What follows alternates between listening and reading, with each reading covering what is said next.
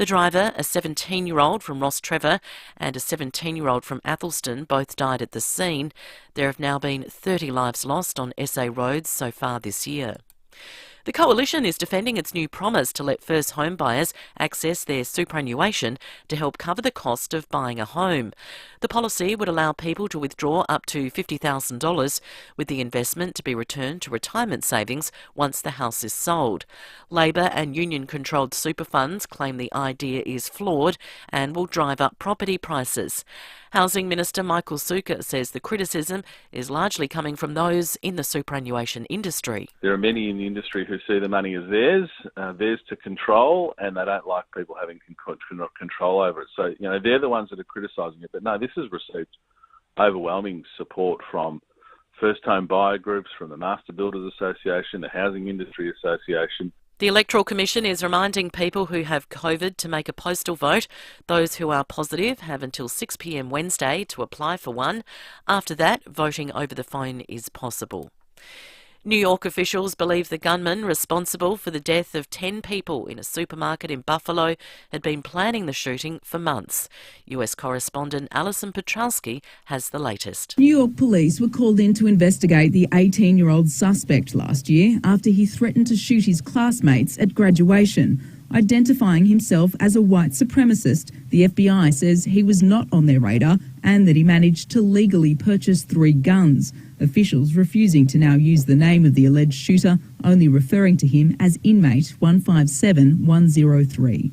President Joe Biden calling it an act of domestic terrorism. We must all work together to address the hate that remains a stain on the soul of America.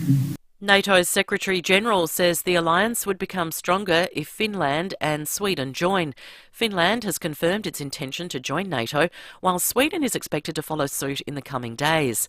Russia, which shares a border with the Nordic nation, has threatened to retaliate if the alliance expands. But Jens Stoltenberg is welcoming Finland and Sweden's bid. Finland and Sweden are NATO's closest partners. If they decide to apply, this would be an historic moment. Their membership in NATO would increase our shared security. Now to 5AA Sport. Gliderroll Garage Doors' new Platinum and Native Series sectional doors are here. Gliderroll.com.au. And it's good morning to Tom Wren. And a very good morning to you as well, Mel. Let's start with footy. Port Adelaide's hopeful captain Tom Jonas will be available to play in this Saturday's massive clash against Geelong in Geelong. The Power are now only 1 win outside the top 8 following their 4th straight win against North Melbourne, and are hopeful he'll be back in time after being forced out of the weekend's match with COVID. The Power sitting in 10th spot after round 9, while the Crows are 14th after a 6-goal loss to Brisbane. Gold Coast also had a 6-goal win against Fremantle yesterday. The Suns won the clearance count by 16-7 against the Dockers. The teams faced wet conditions in the game at Metricon, but Dockers coach Justin Longmuir says that's no excuse. We've got to be better than that. Rain's in Perth as well, and we get multiple wet games a year. We've got to be better, and we've been praising internally, in particular, our even contribution, and today they just had more contributors in the conditions. To soccer now, Adelaide United's continued its magnificent run of form, beating Central Coast 3-1 at home to head into the preliminary final against Melbourne City. The Reds will play a 2-match tie against City, the first leg to be played at Coopers Stadium on Wednesday night. Meantime, in overseas action in the EPL, Manchester City has only managed a 2-2 draw against West Ham, leaving the door slightly ajar for Liverpool, who are now 4 points back but have a game in hand. In other matches overnight, Tottenham beat Burnley to jump up to 4th spot 1-0, while Brentford got over Everton 3-2. And Novak Djokovic has won the Italian Open in Rome after beating Stefanos Tsitsipas, Djokovic winning 6-love, 7-6. And that's the 5AA Sport. Now the 5AA forecast. Need a new mattress? Save big dollars and buy direct from the manufacturer. Elite Bedding, South Road, Edwardstown. A shower or two for your Monday, 17. A shower or two tomorrow, 17. Then a possible early shower Wednesday, 18. Right now it's 14 degrees. More news as it happens on 5AA. How's that? Statewide Super is now Host Plus, an industry super fund for all Australians. That's a plus. You're listening to 5AA Breakfast. David Penberthy and Will Goodings.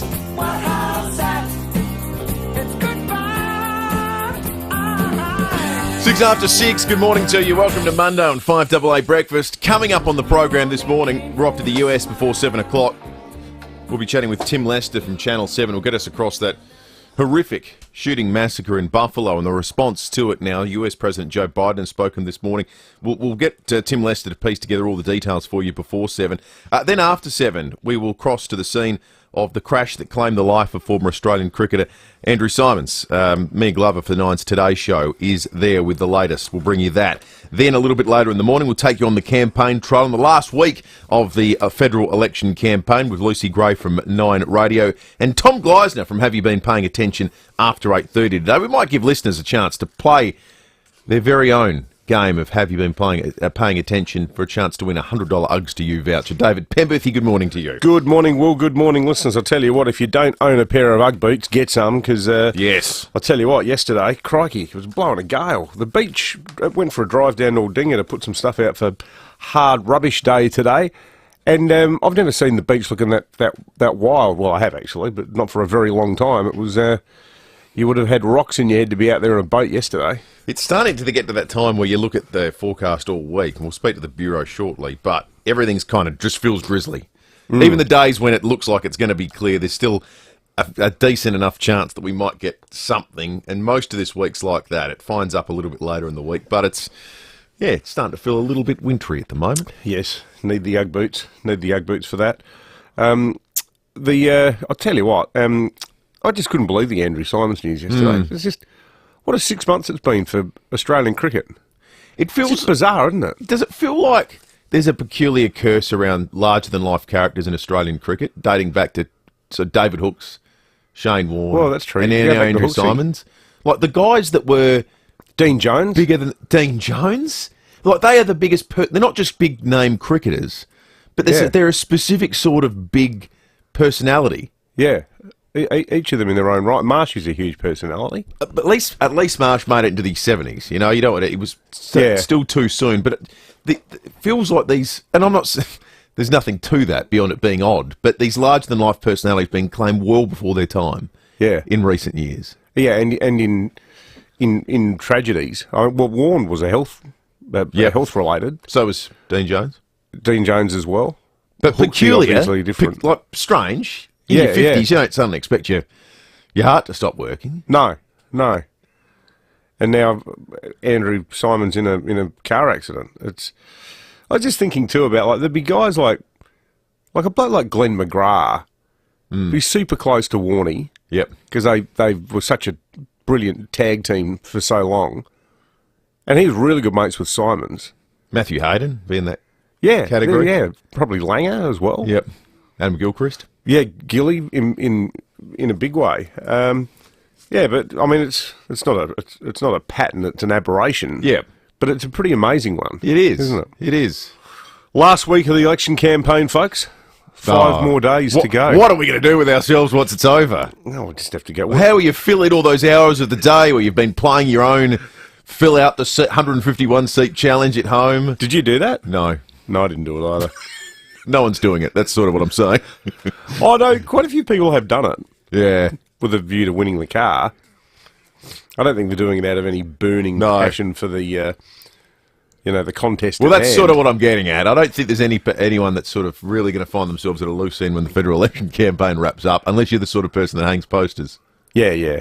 But I don't think anyone else is. Which is, what, 0.0001% of the population. I was talking to Mum, who lives in Boothby. She reckons she's getting 2 to 3 phone calls a day. That'd be incredibly annoying. If you live in Boothby, folks, and maybe now if you live in Sturt, but particularly Boothby, how much, and by Boothby we mean Marion, we mean Flagstaff Hill, we mean Hove, we mean all those southern suburbs down that way. Comes all the way up to Glenelg as well, Boothby. Yeah, it's a big seat. Yeah. Mitcham, let us know. Clapham. How in your face is this election campaign if you're living in Boothby right now? Colonel Light Gardens. Getting calls, getting stopped in the street. Clavelli Park. the signs that are everywhere. 8223 text us on the Telstra Storm Mount Barker text line. Usually getting to the last week, and sometimes it gets down to the really nitty gritty and the ugly stuff, and and gaff avoidance tends to be prioritised right up the chain. But we got a policy announcement from the Prime Minister yesterday. Quite a big one too. A massive one with regard to $50,000 being able to, with some caveats, being able to siphon off from your super if you are trying to buy a new home. You're a first home buyer and trying to get into the housing market. I always struggle with these policies, and we'll doubtless have it teased out over the course of the morning. Well, I just struggle to get the sense of how this doesn't do anything other than just jack up the price of houses by $50,000. And destroy people's super nest eggs. Well, yeah, that in the process. But even in the first instance, if you're just arming all the people that are going for the same sorts of properties with an extra $50,000 each, don't you just make houses $50,000 more expensive? Well, yeah, that's the risk, isn't it? I always the first home buyers scheme. I always felt the same way about that as well. Obviously, there'd be cases, but I'm just talking in a macro sense. Surely that's a byproduct. And yeah, you're right. Not to say what it does to then people's superannuation long term. And you've got the question of, you can't spend, so it's more than 40% of your super on this. If you're in your mid-20s trying to buy your first home, you're going to have 50 grand worth of super saved up. How many people would have had that? I certainly wouldn't have. No, it's a lot of money.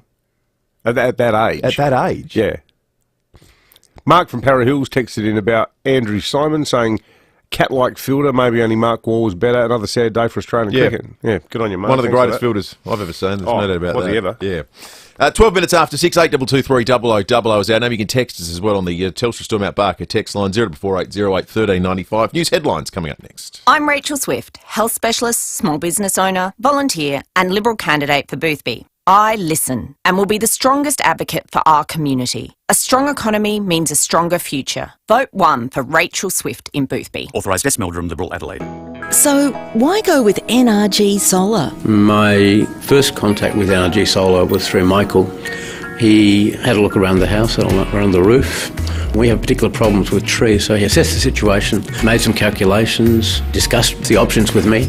What I liked most about the visit was that Michael was prepared to explain things in simple language to us and look at the options and just basically being professional. Visit nrgsolar.com.au. Hello, I'm Susie Ellman, broadcaster and a Connect Hearing client and ambassador, and I'm asking the team what they think makes Connect Hearing so special. We listen to our clients and take the time to help you understand your hearing loss, so you get what you need, exactly tailored to your lifestyle. That's gold, and that's why Connect Hearing's been awarded gold from FIVEaa for consistent high-quality service. For gold service audiology, book your free consult at connecthearing.com.au. I'm Kathy Nagel, the Chief Executive Officer of Western Hospital, Henley Beach.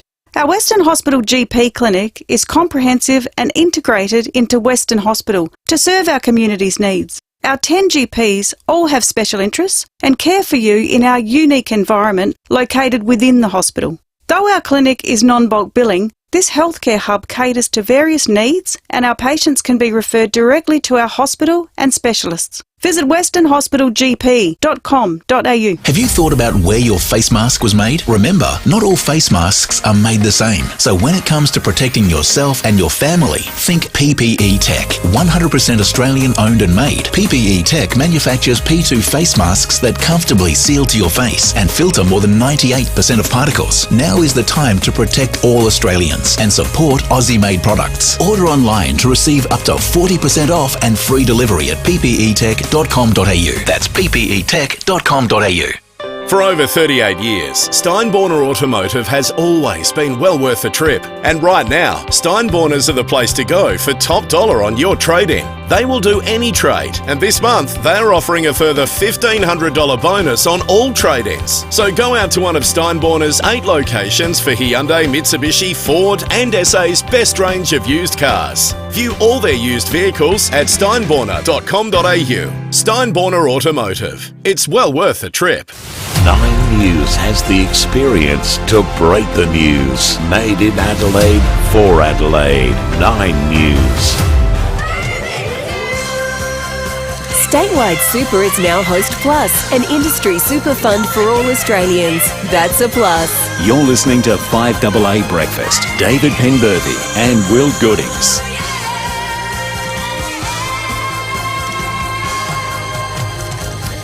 16 minutes after 6, time for the news headlines on this Monday, the 16th of May. The MFS are currently on the scene of a fire on North Terrace. Emergency crews are stationed next to Ayres House at the Palais Apartments, so be aware if you're already driving into the city this morning. That's something to negotiate. We'll keep across it for you on 5AA News. 2 teenage boys have been killed in a tragic car accident just before 2 o'clock yesterday afternoon. Their car left Montague Road at Athelston and wrapped around a large gum tree. Both boys aged just 17 years old. Major crash investigators are now seeing if speed and the road conditions contributed to the crash. Have you seen the photos? My God. Awful. You'd have to imagine the conditions played a role. Oh, yeah, you think so? I mean, and it was yesterday afternoon, wasn't it? Yes, just before 2 o'clock. Yeah, so I was on the road at that point, and at one point I almost needed to pull over. It was so wet. Yeah. It was really bucketing down, and, yeah, you know, I know that there's been talk about, not because of anything that's known about them or any suspicions, but it's a stretch of road that has a bit of hoon driving. I'm certainly not saying that they were, but I think, yeah, you can't. Everyone immediately goes, oh, P-platers, they must have been speeding. And it's a shocking sort of generalisation, I reckon. I mean, my daughter's on a P. She's a better driver than I am. Yep. It's totally fastidious. Yep. And, yeah, but it sounds very much like, with inexperience, you wouldn't have wanted to be out there driving yesterday in that rain. The eruption of the underwater volcano in Tonga in January has been confirmed as the biggest explosion ever recorded in the atmosphere. It was bigger than any atom bomb test conducted since World War II. The wave pulses circled the Earth at least 4 times. Jeez. That's incredible, isn't it? That's a phenomenal amount of energy to think about. Went around the Earth 4 times. I don't know the number offhand, but I imagine that's quite a long distance. Yes. Oh, yeah, that's right up there. As we say, Should we Google it? As we say in the distance community. I didn't know you were part of the distance community. community. No, I don't talk about it much, but... Hey, thanks to the caller who texted in on the Chelsea Mount Barker text line. I was wrong. Flagstaff Hill is not part of Boothby. It's just out. So we're talking Bellevue Heights, O'Halloran Hill. They're in there. But Flagstaff Hill is in Kingston. Is it? No, I was literally in Flagstaff Hill. Spent a bit of time there for a weekend, a wedding on Saturday. Does it look like it's there? Oh, I can't. It's right on the edge. Is it? Because you drive through a lot of Boothby posters to get there. Yeah. Yeah. I would have guessed Flagstaff Hill too, based on that experience on the weekend. Oh, it looks like part of it might be in there. Yeah, okay. Just a little bit. The federal government is dismissing suggestions its housing policy could drive up house prices. Australians over the age of 55 will be able to bank $300,000 in their super if they sell to downsize. And first home buyers will be allowed to withdraw up to $50,000 from their retirement nest egg for use as a home deposit. Superannuation Minister Jane Hume says the policy levels the playing field for first home buyers. We'll hear from Jane in 1 second. Here we go. No, Jane, spit it out. Jane. Yeah, what? Last week of the election. Trust us. She had a lot of interesting stuff to say. Hey, the distance. Speaking of the Tongan after effects, 160 and 300,000 kilometres. 160,000 kilometres. Okay, 4 times. That's 4 times the circumference of the planet Earth. Now here is Jane Hume. Assuming that the 100,000 or so people that buy at their first home in any one year each bought a house that was the average price of $600,000, that equates to about $60 billion per year, and that's only less than 1% of the entire market. So we don't think that it's going to push property prices up. A new task force has been set up in Sydney to coordinate a crackdown on organised crime after 3 fatal bikie shootings in 3 weeks. 13 people in New South Wales have been killed in organised crime-related violence in the past 18 months. We said that massive one that happened at a gym, very public place on a workday evening. The other day felt like it was in the middle of something. Well, there was another shooting over the weekend. It was the cousin of one of the that's people directly related to what went on. Yeah. I mean, you can draw a straight line now through a whole heap of incidents, so no surprise police are responding in that way. Let's have a look at the weather. We spoke about it a little bit at the start. 13.2 degrees outside at the moment. I don't know. Apparent temperature to me, it feels cooler than that.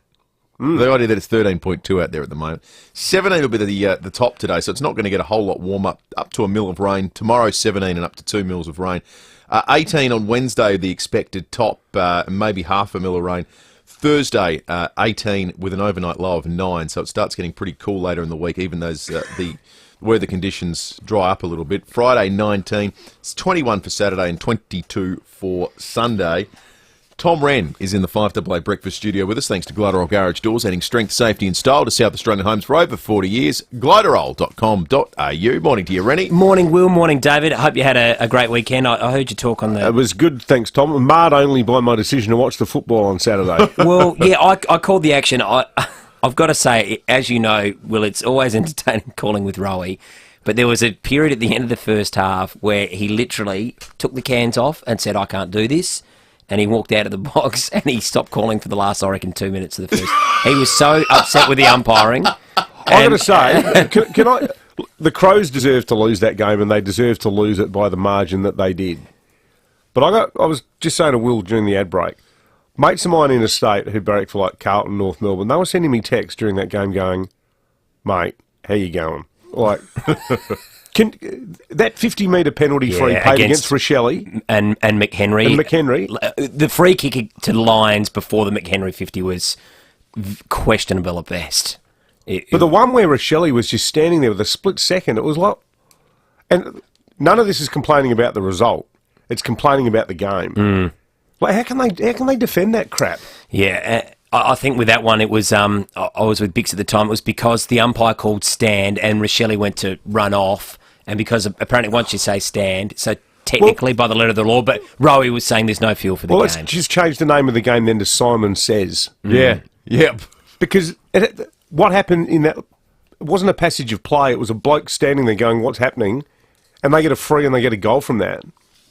It's a huge penalty, yeah. And in the first half, the Crows were really good up until the last 3 minutes. Those 2 goals late just sucked the life out of it a bit. And then Brisbane, to their credit, brilliant in the second half. But Will didn't see the game. I saw nothing. Yeah. This is one of the rare occasions when I didn't see the Crows game. It'd be good to have someone who's not watching it emotionally to go back on it, because Bix was quite steadfast and, you know, as he often is, just, you know, to the letter of the law. Whereas, voice of reason. Voice of reason, whereas Rowie was just... He was apoplectic with rage. He was beyond. Well, it's rightly so. Yeah, he was just terrible. So you'll have a chat to him the next day. I'm looking forward to that. Look, winners and losers. I've got to give a big shout out to Adelaide United. What a performance yesterday. They win their knockout final. They've won 6 in a row. They beat Central Coast 3-1. They were good value as well for those for that win. So they now play Melbourne City in a 2-leg tie. So that's Wednesday night at home if you're looking for something to do. I don't think Melbourne City have beaten Adelaide United this year. Adelaide's played really well against them. I was there yesterday. It was fantastic. Yep. I mean, I've spoken about my love of Highmarsh Stadium before. And you can only get half full because of the redevelopment. But the atmosphere there yesterday and the singing the crowd engaged in when Bernardo scored the goal in extra time that totally sealed it was just it was a special occasion. It was just a fantastic day. And what Carl Viet has done, transitioning a really young side into one that's a realistic chance now. You're in the final 4 teams. You've got a chance of winning the whole thing. Deserves a hell of a lot more credit than he's getting. And they get one more home game with this 2-leg right. tie, which is Wednesday fantastic. Night. Wednesday it's a quick night. turnaround. And then another one on Sunday. But the good thing is, like you said, Will, with the budget constraints they have against sides like Melbourne City, Melbourne Victory, amazing. In fact, if you're a Reds fan over the weekend, you'd be very happy because Liverpool won the FA Cup. They've won the League Cup. Manchester City's only drawn overnight. There's still a chance to win the Premier League. And they're in the Champions League final. It is phenomenal. So they're a big winner from the weekend. Ange Postecoglou, a winner as well. Final match of the season. They'd already won the championship, but a 6-0 win. He spoke brilliantly on the pitch afterwards. They will build a statue of him if he keeps going the way he's going. Port Adelaide, I'll give them a tick. 4 wins in a row, just going along well. And while we're talking AFL, Carlton, I thought a very, very mature win yesterday against a side that was always going to be fired up. And Gold Coast too, I thought were good.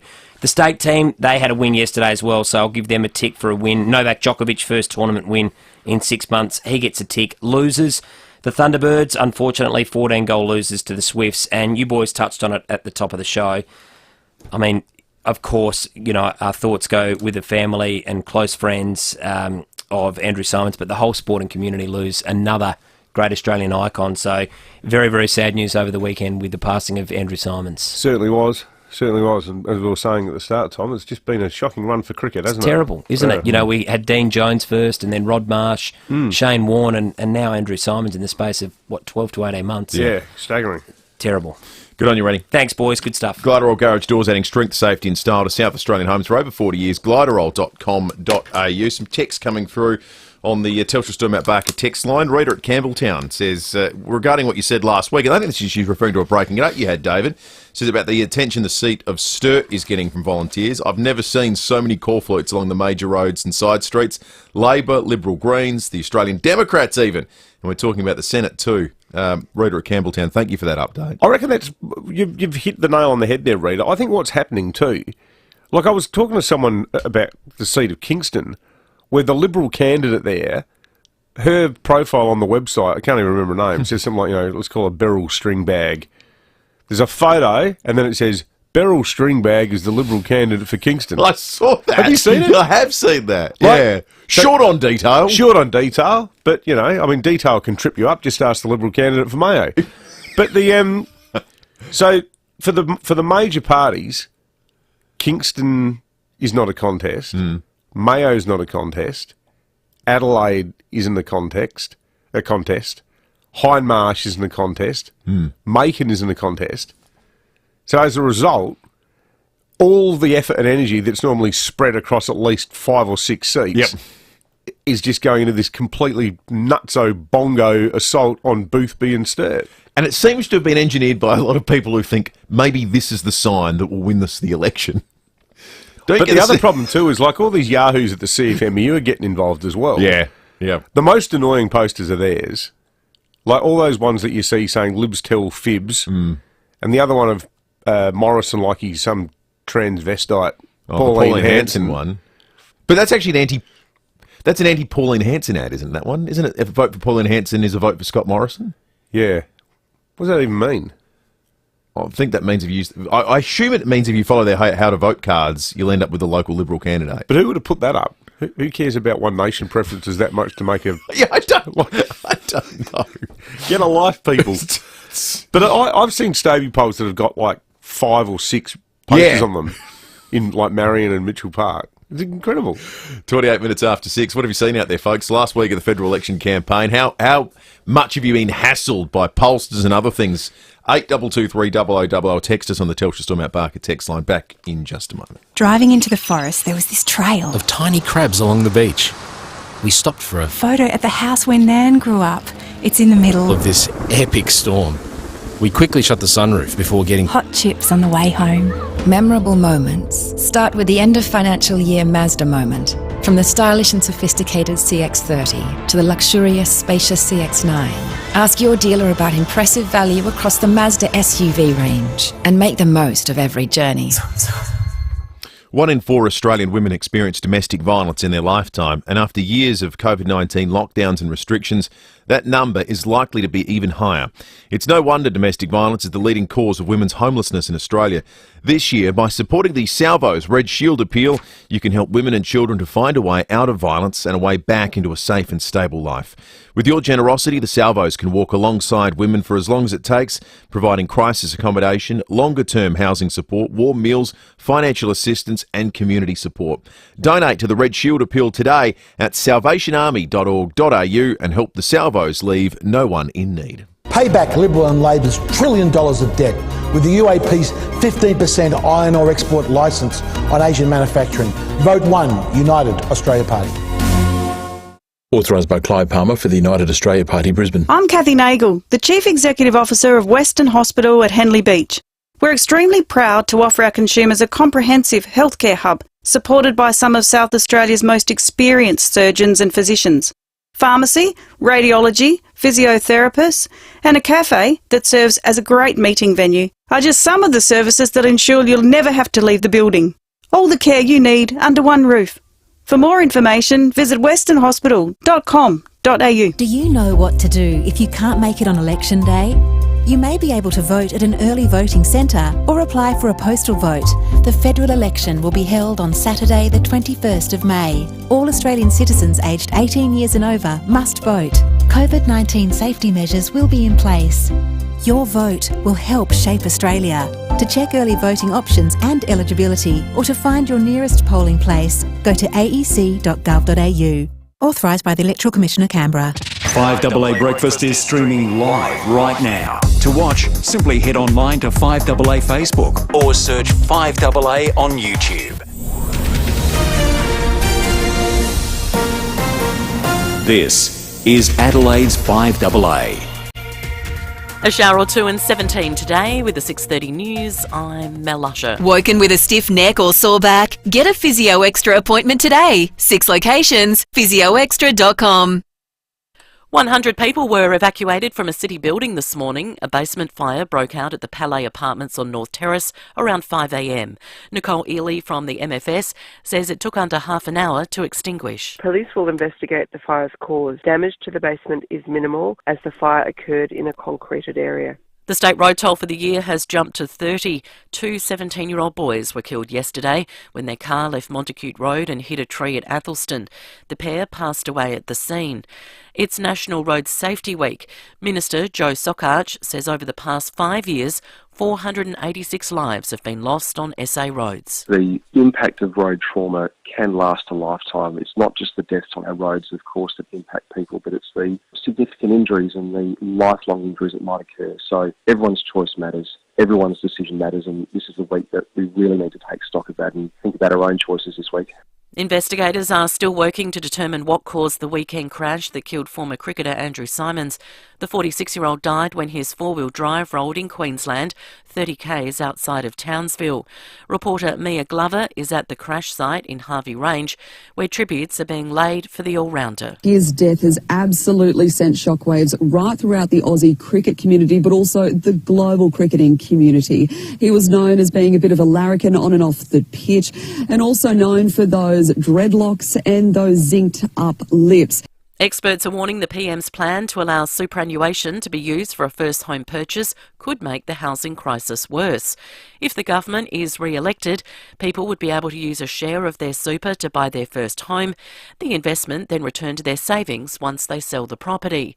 McKell Institute Chief Executive Michael Buckland says the policy will only drive up house prices. One of the scenarios that we modelled was if the government allowed people to withdraw $40,000 from their superannuation balance, and that would increase house prices in Sydney by $45,000 and in Brisbane by up to $99,000. Now, the government's proposal is allow superannuation withdrawals of up to $50,000. The Electoral Commission is reminding people who contract COVID there are still ways for them to vote in this weekend's election.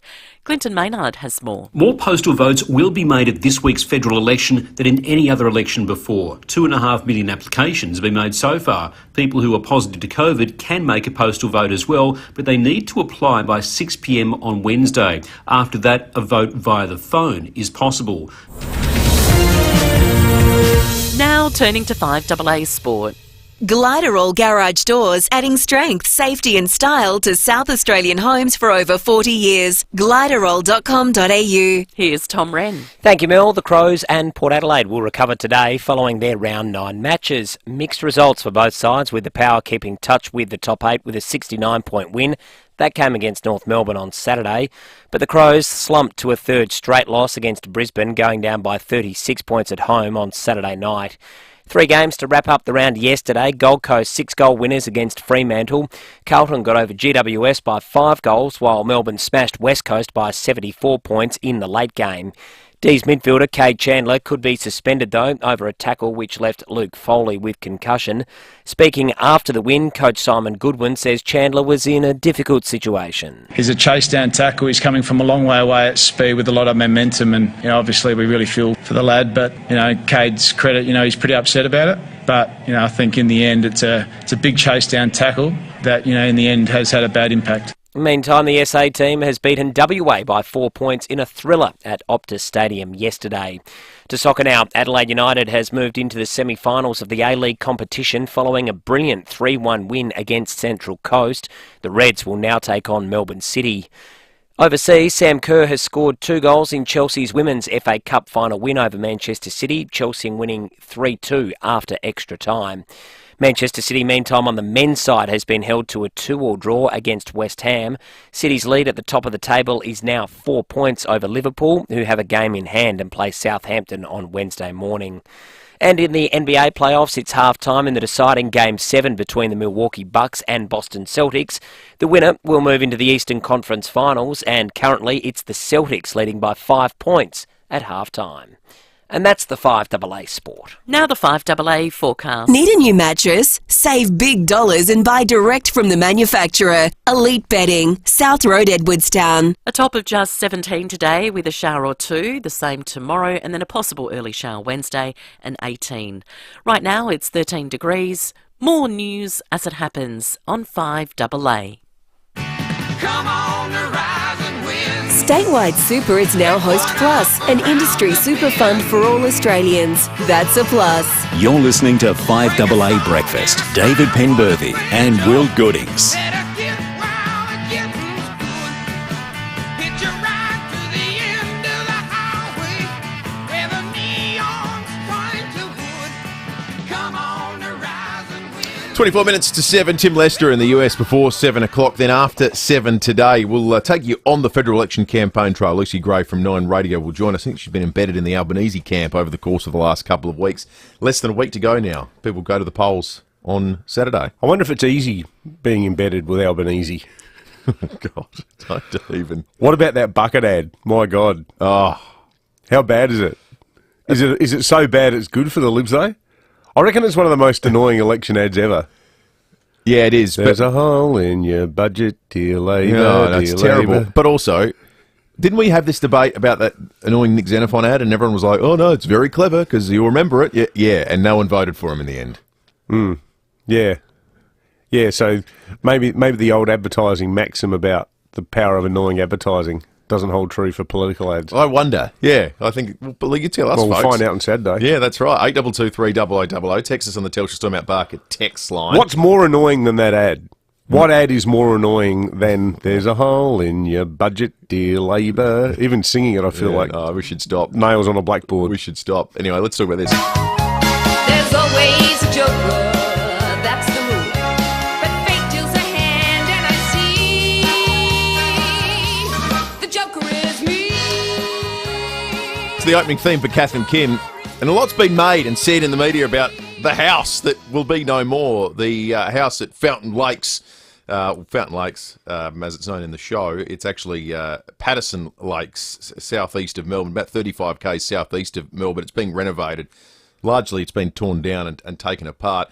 Lots of superfans, though, have either, in the first instance, protested the destruction of the Catherine Kim house. I think some people have even gone so far as to argue there is some sort of cultural significance of it. So it should be heritage listed? Yeah, something like that. But it's too late. The renos are happening. But it's meant there are opportunists like Melbourne artist James Lemon, who has managed to seize the door of the home. And he says he hopes it will be, and these are quotes, David, admired publicly at the right museum, which I think is excellent. It belongs in a museum. Yeah, thank you, Indy. It belongs in a museum. So on 822 we want you to tell us what belongs in a museum. There are things that are in the world that aren't in museums that should be for their cultural significance, their heritage. Your white suit belongs in a museum, I think. Well, sadly, it's no more. It's no more? It ended up in the poor bag. Oh, well, it'll be... No, well, it's out there somewhere. And maybe it will. There's some really well-dressed guy in Soweto wearing that suit. What is something that belongs in a museum? 822 You can text us as well on the Telstra Stormont Barker text line. Could be a person. Could be a person. Could be could be a haircut. Oh, yeah. Yeah. Why'd you pick a haircut? I don't know. It just popped in my head. Like my old basin cut. Yeah. I look like PJ Proby. Had the haircut most of the 1970s. 822 Let us know if you can know of something that's out there that belongs in a museum, something that should be restored, or you can text as well. Telstra Stormont Barker text line. Have you seen the Gold Logie nominations? They came out, so the biggest award in Australian television came out. I don't have too many issues with them. But the hard quiz guy is up again. Tom Gleeson is up again from the ABC. Sonia Kruger for a whole heap of things. Big Brother, Holy Moly, Dancing with the Stars, The Voice, and so on. Melissa Leong from MasterChef. Carl Stefanovic from Today and 60 Minutes. Julia Morris from I'm a Celebrity, Get Me Out Here. Hamish Blake from Lego Masters Australia. And Ray Ma from Home and Away, who I swore retired. Now, I'm not watching closely, but Alf. Alf. Is he Alf? Alf. I thought Alf was that alien. Yeah. The cat was in the casserole dishes. No. I Raymar. hope Melissa Leong wins, or Hamish. Hamish is excellent. Yeah. He does a lot with not necessarily a lot to work with in that Lego Masters show. Oh, that show. I love Lego, but crikey, watching that show, it's bizarre. And what about when they have to explode the models in slow motion and stuff? What the hell is going on? Who invented this? Have they been drug tested? It is something else, isn't it? It's crazy. Andrew in Craigmore, good morning. That belongs in a museum. Tell us what belongs in a museum, Andrew. Oh, there's only one, maybe two. KG for ruining the English language and for being such a fantastic person. Yep. And also Causey for trying to correct him. Okay, KG and Cordsey belong in a museum. Yeah, I think I could do this show from within a sort of Perspex box. Do it from North Terrace, just there in front of the big whale carcass when you walk into the museum. Dean in Craigmore, good morning. Good morning. You remember the stubby shorts that all the tradies used to wear? Yep. Oh, yeah. I did my apprenticeship as a mechanic, and my boss, he was quite well endowed, and he had a pair of those, and scarred me for life. Deary me. So are we saying I'm guessing we're saying the shorts and not your former boss belong in a museum, Dean? Probably both, to be honest. Thank you, Dean. What were they thinking with those shorts? They were almost painted on. Now, Con says the diving blocks of the Nord swimming pool that Dawn Fraser opened in 1960 should be in a museum. Were they the ones that got banned?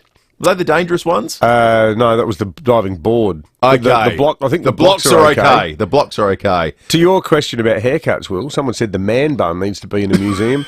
And I like Jim in Golden Grove. He says the Crows midfield belongs in a museum.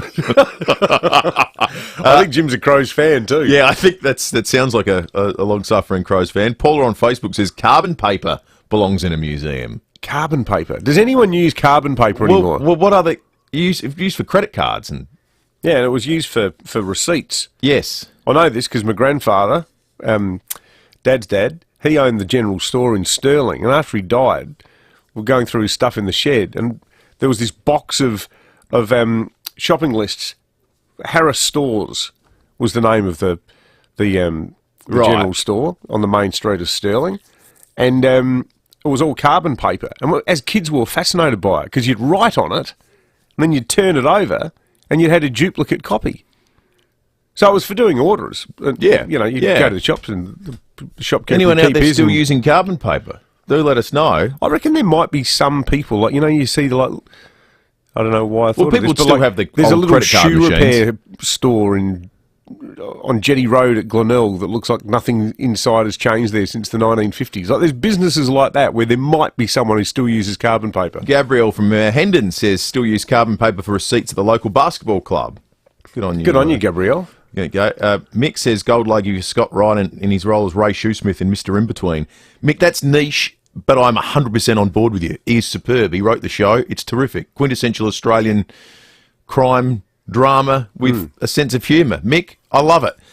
If you can tell us something that belongs in a museum... That belongs in a museum. 8223 or text us on the Telstra Storm Out Parker text line 044808 1395. We're going to check traffic for the first time in this morning. When we come back, police and weather are coming back. Traffic, of course, thanks to the wonderful $4 million Hospital Research Foundation Home Lottery Prize, your slice of paradise at Henley Beach.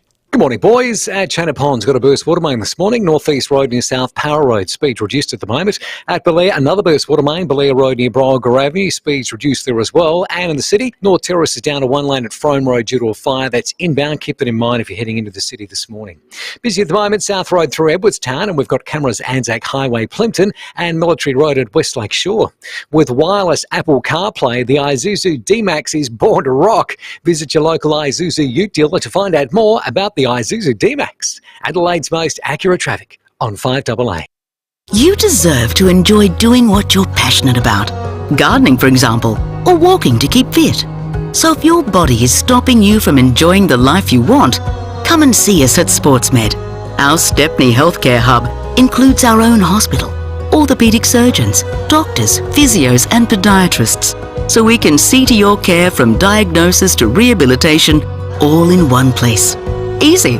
Get back to doing what you love. sportsmed.com.au. Hello, I'm Susie L. Allman, broadcaster and a Connect Hearing client and ambassador, and I'm asking the team what they think makes Connect Hearing so special. We listen to our clients and take the time to help you understand your hearing loss, so you get what you need exactly tailored to your lifestyle.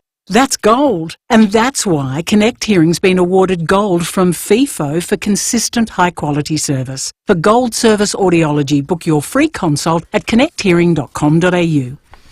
Now, here's a question, and one that I've already answered in the affirmative at my place. Have you got a space in your shed, your workshop, around the home or in the garden that is begging to be storage space? Well, if you do, get on to Sharman Shelving. Don't delay. They love turning any space into a storage space, and they'll make sure it looks good too. Now, it will look good too. To that promise, I'm not sure if Sharman Shelving actually say this publicly and whether they encourage it, but my piece of Sharman Shelving has been in the great outdoors for almost 3 years now, and it looks like it just came out of the showroom. Yeah.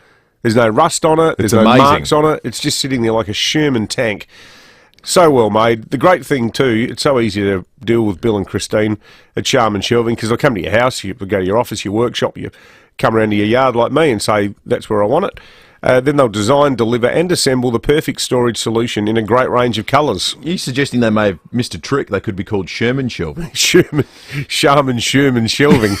Goodbye space. Hello storage space. You don't have to lift a finger either, except the one that's required to point to Bill or Christine and say, that's right, I'd like my Sharman shelf. It's built to last too. Yeah. I made the fatal error of moving something that I may or may not have bought from a Scandinavian branded company and put together with an Allen key, and the door won't shut because I moved it. That's amazing. You do whatever you want with a piece of Sharman Shelving, it'll kick on forever. When it comes to storage solutions, everyone needs a little Sharman in their life. Call into the showroom at 412 North East Road, Windsor Gardens. Visit sharmanshelving.com.au or take a look on Facebook. For over 38 years, Steinborner Automotive has always been well worth a trip. And right now, Steinborners are the place to go for top dollar on your trade-in. They will do any trade, and this month they're offering a further $1,500 bonus on all trade-ins. So go out to one of Steinborner's 8 locations for Hyundai, Mitsubishi, Ford and SA's best range of used cars. View all their used vehicles at steinborner.com.au. Steinborner Automotive. It's well worth a trip. There's a hole in your budget, dear Labor, dear Labor. Labor hasn't balanced a budget in over 30 years, and their COVID response would have cost an extra $81 billion.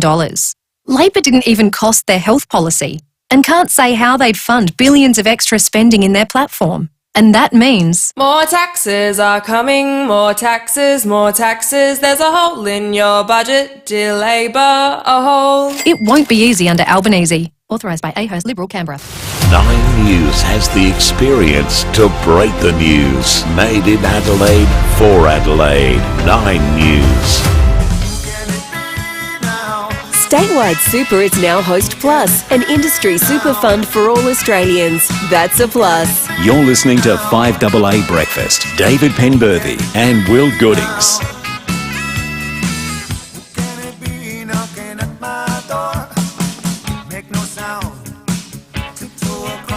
11 to 7, we're off to the US shortly, but first let's talk about the weather here in Adelaide. Tom Bowick, senior forecaster at the Weather Bureau, joins us. Morning to you, Tom. G'day, Dave and Will. Just give us a bit of a preview of the week ahead. Yeah, look, pretty cool conditions coming for Monday and Tuesday with sort of some shower activity around. Maximum temperatures of 17 degrees, gradually becoming milder through the week. So Wednesday we've got some clearing showers around an 18, then dry for Thursday and into the weekend. 18 degrees for Thursday, Friday 19, warmer next weekend with partly cloudy conditions, 21 for Saturday, 22 degrees next Sunday. Good stuff. That sounds nice. Beautiful, Tom. Thank you, guys. Thank you, week. Tom. Let's switch Joe to SAPOL. Senior Constable Rebecca Stokes is on the line. Morning, Rebecca. Good morning. So what have we learned about this fire on North Terrace this morning? Yes, police, paramedics and fire crews were called to a fire alarms activating at an apartment building on North Terrace, Adelaide, just near Frome Street. The fire alarms started going off just after 5 a.m. and a fire was located in the basement and quickly extinguished by firefighters. Residents had all self-evacuated and there were no reported injuries. Crime scene investigators are attending the scene this morning to try to determine the cause of the fire. I understand it didn't cause very much damage, but I'm not really sure how it started at this point. And we're asking anyone who may have seen anything suspicious or has any information that can assist the investigation to contact Crime Stoppers on 1800 333 000. It's a big good morning to Dave Muir there. Also, the poor thing is half joking. I might have to drop the phone and do CPR. Yeah, that's right. At least you've got the training, Rebecca. Yeah. Also, there's been a break-in overnight at a motorbike shop in the city. Yes, this was just after 2:30am. Patrols were called again to an alarm activation, this time at a business on Franklin Street. When they arrived, a few minutes later, they found the front door had been smashed and 5 motocross motorcycles had been stolen. There were 5 suspects in all. They were all wearing dark clothing, and the images were captured on CCTV, so we'll certainly be following that up this morning. Our crime scene officers are attending, and investigations are continuing. And again, anyone who saw any suspicious activity or any vehicles, perhaps how they got to the shop in the first place, is asked to contact Crime Stoppers on 1800 333 000. Thank you for that, Thanks, Rebecca. Senior Constable Rebecca Stokes from SAPOL. Pat in Warradale has called in. Morning to you, Pat. Good morning, gentlemen. How are you? We're very well, Pat. Talking of antiques, I thought I had an old antique. It was a wooden clothes horse that my husband bought in 1953. And he came home from shopping. I said, what on earth is that? He said, a clothes horse will need it. And by gosh, it served well all those years. And then it got, I'm on my own now, no family around. And I thought, oh, it's too big, I'll have to get rid of it. So I put it out in the carport for a couple of weeks, and I thought, it's no good sitting here, I might as well put it out on the footpath. And I attached a little note to it. I'm an antique, 53 years old, working well, please take me home. I don't want to go to the rubbish dump. Anyhow, it sat there for 24 hours, and I thought, you're ridiculous. And of course my son said, Mum, people don't use things like that these days. So, Pat, can you explain what is it actually for a clothes horse? Is it like an air dryer, or is it for hanging jackets and stuff? You hang clothes on it. I remembered your age. It was a wooden fold-up framework. Yeah. That when you ironed or your clothes were damp, you popped it on that in the lounge, and you know, yeah. So you wouldn't know what it was, a clothes horse, a clothes airer, whatever you like to call it. Because anyhow, the second day I went to the mailbox and there was a heap of political mumbo jumbo. So I'm sitting on my walking frame near the rubbish tin, looking through it all. And I saw a few people stopped and read the note and had a bit of a giggle. And anyhow, this young woman stopped and I sang out, it's perfectly good, it works well. She said, oh, do you want to get rid of it? And I said, yes. She said, I'm wanting one of those. My mother had one of those. Good on you, Pat. That's a great call. That's a lovely story. We've always had clothes horses in the house, never a nice wooden one like Pat. Sounds beautiful. It sounds really lovely. Usually you see them, they're that sort of laminated metal wrapped in laminate sort of deal these days.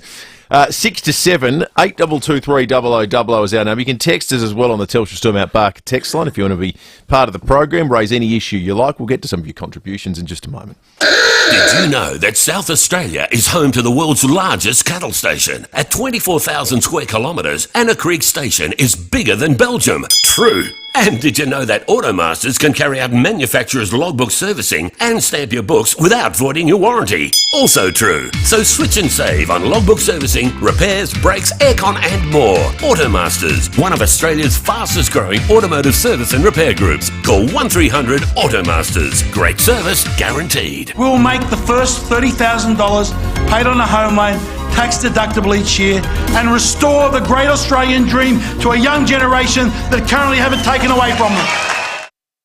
Authorised by Craig Kelly for the United Australia Party, Brisbane. So why go with NRG Solar? The reason why we became an NRG Solar customer was because primarily we trusted Michael, and we've seen a lot of stuff on the internet about how cheap and nasty some of the goods were and some of the services, and Michael explained to us what NRG Solar did, and it seemed to us the logical way to go. We didn't seek other quotes because we were very trusting of Michael's expertise and that of the implementers of the system. Visit nrgsolar.com.au. 1 in 4 Australian women experience domestic violence in their lifetime. Staying is dangerous, but leaving can mean homelessness for them and their children. With your generosity, the Salvos can provide crisis services and ongoing support, helping women find a way out of violence and a way back into a safe and stable life. Please donate to the Red Shield Appeal at salvationarmy.org.au to help the Salvos leave no one in need. So now you know about the station property that's bigger than Belgium, you also know how to switch and save with Automasters. Logbook servicing, repairs, brakes, aircon and more. Call 1300 Automasters. Great service, guaranteed. 5AA's Business Lounge with Leith Forrest. Well, today I'm here with Kathy Nagel, the Chief Executive Officer of Western Hospital. Welcome, Kathy. Thanks for having me, Leith. So cardio health, it is a huge concern for the community. Can you tell us more? Cardiovascular disease is prevalent within our community. More young people than you'd think are dying unexpectedly or missing the signs of heart disease. But heart attack can be avoided by knowing the signs and practicing preventative heart health. Absolutely. So what kind of preventative help can the cardiologists and the vascular surgeons offer at Western? They're able to offer consults and provide a range of services from heart health checks and surveillance through to investigational testing and interventions with state-of-the-art technology. And that's so important because we don't want to see people becoming statistics. That's right, Leith. Absolutely not. If you'd like to find out more about cardiovascular services at Western Hospital, your hospital that cares, simply visit westernhospital.com.au or call them on 8159 1200. 5AA Breakfast is streaming live right now. To watch, simply head online to 5AA Facebook or search 5AA on YouTube. Statewide Super is now Host Plus, an industry super fund for all Australians. That's a plus. You're listening to 5AA Breakfast. David Penberthy and Will Goodings. 2 minutes to 7. Official sunrise is in about 6 minutes' time, but the sun is up out there a little bit. You're getting some light peering through the bleariness of the morning. Time to head to the US. Tim Lester for 7 News joins us. Morning to you, Tim. Morning, guys. Tim, there's a certain grim monotony to talking about mass shootings in the US. Obviously, this one as well has, and not for the first time, a hate crime element where a group of African American people were rounded up effectively, and the whole thing was streamed, reminiscent of the Christchurch massacre in a way. What's the political reaction been? It's really similar to that, isn't it? And not by coincidence, apparently, as they go through some of the online writings. So in particular, they think a manifesto that the accused put on the internet. It appears that maybe fixated would be too great a word, but certainly the 18-year-old accused has studied the New Zealand case of 2019, the mosques massacre back then, and has almost, it seems, used it as a template in this attack on Buffalo yesterday. So Joe Biden's had a bit to say about it this morning. Do you think this is something that might actually spark policy change, or at least an attempt at policy change? Frankly, I doubt it, only that Biden has spoken about gun controls and the like before, in fact, made it a pitch in his run for president. But even with the White House and at least nominal control of both houses of Congress, although, you know, in the Senate you'd have to say it's far from total control, even with that, he hasn't been able to affect any meaningful change in this area so far. So it's difficult to know how America enacts really meaningful change, particularly given the country's passion for freedom and their linking of gun ownership to the idea of freedom in this country. So difficult to see how they're going to get significant change, I think. Yeah, it is. It's depressing whenever these things get talked about, not just for the incident itself, but because of the inevitable in traction of the aftermath. Tim, thank you. Tim Lester on 7 News in the United States. 5AA News is coming up after 7 o'clock this morning. We're going to take you to the scene of the crash that claimed the life of Australian cricketer Andrew Symonds, and we'll bring you up to speed with what the latest we've learnt about what transpired there. Then we'll talk about one of our favourite MasterChef contestants being eliminated. He's got plenty ahead, though. It feels like he's actually freed up his schedule a little bit for him. We'll talk about Sashi after 7 o'clock. And why Prince William got booed over the weekend. That's coming up. Online, on DAB Digital Radio, and on 1395 AM. Talking Adelaide.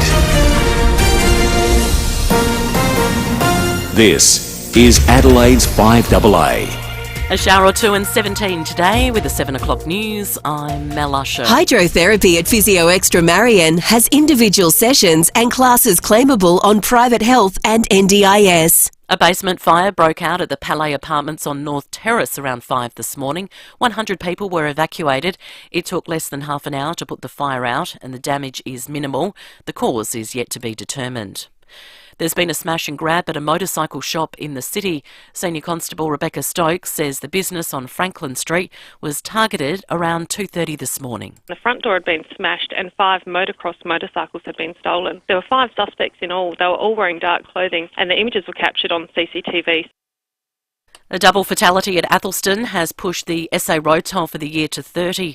2 17-year-old boys were killed yesterday afternoon when their car left Montacute Road and hit a tree. Road Safety Minister Joe Sockarch says it's a shocking loss of life. It's been a tragic reminder about the profound impacts that road trauma have on people's lives, and also sadly the significant overrepresentation of young people. This week, Road Safety Week, is such an important reminder for everyone about the choices they make on the roads and the impact that those choices have not only on their lives but on the lives of others. There's been another shooting in the US, this time in California. It happened at a church in Laguna Woods in Orange County. Multiple people have been injured. 1 person has been taken into custody. On the weekend, 10 people were killed in a Buffalo neighbourhood in what's being treated as a hate crime. The Housing Industry Association is welcoming the Coalition's pledge to allow access to first home buyers to allow their superannuation to go into the housing market. The plan would allow them to access up to $50,000 to make the purchase.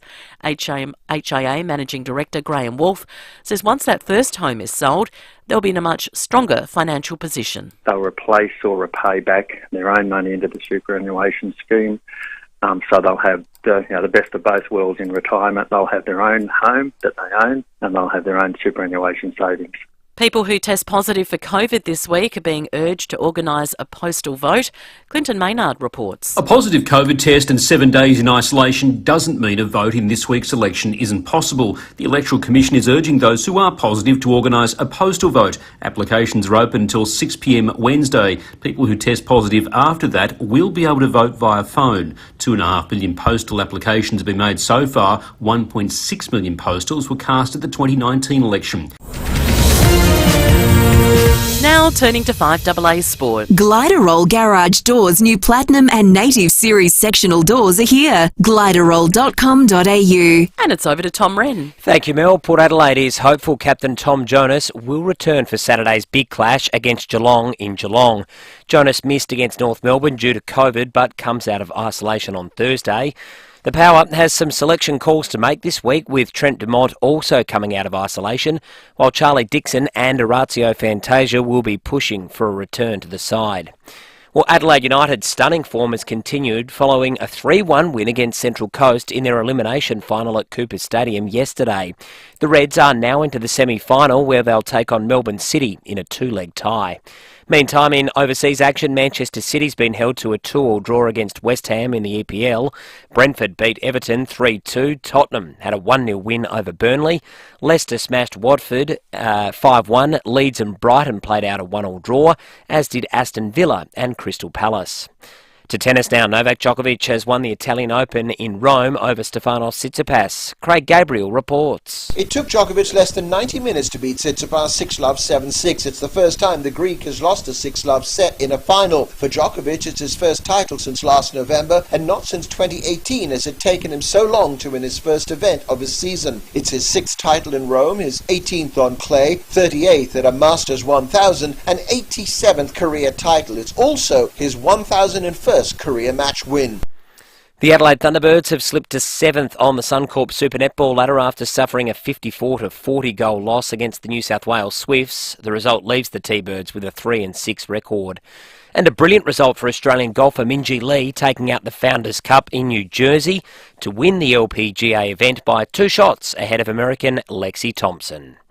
And that's the 5AA Sport. Now checking 5AA traffic. Win your slice of paradise at Henley Beach, worth $4 million with the Hospital Research Foundation Home Lottery. A couple of burst water mains to look out for this morning. One at Chaina Ponds, North East Road near South Power Road, speeds reduced, and another one at Belair. That's Belair Road near Brolga Avenue, speeds reduced there as well.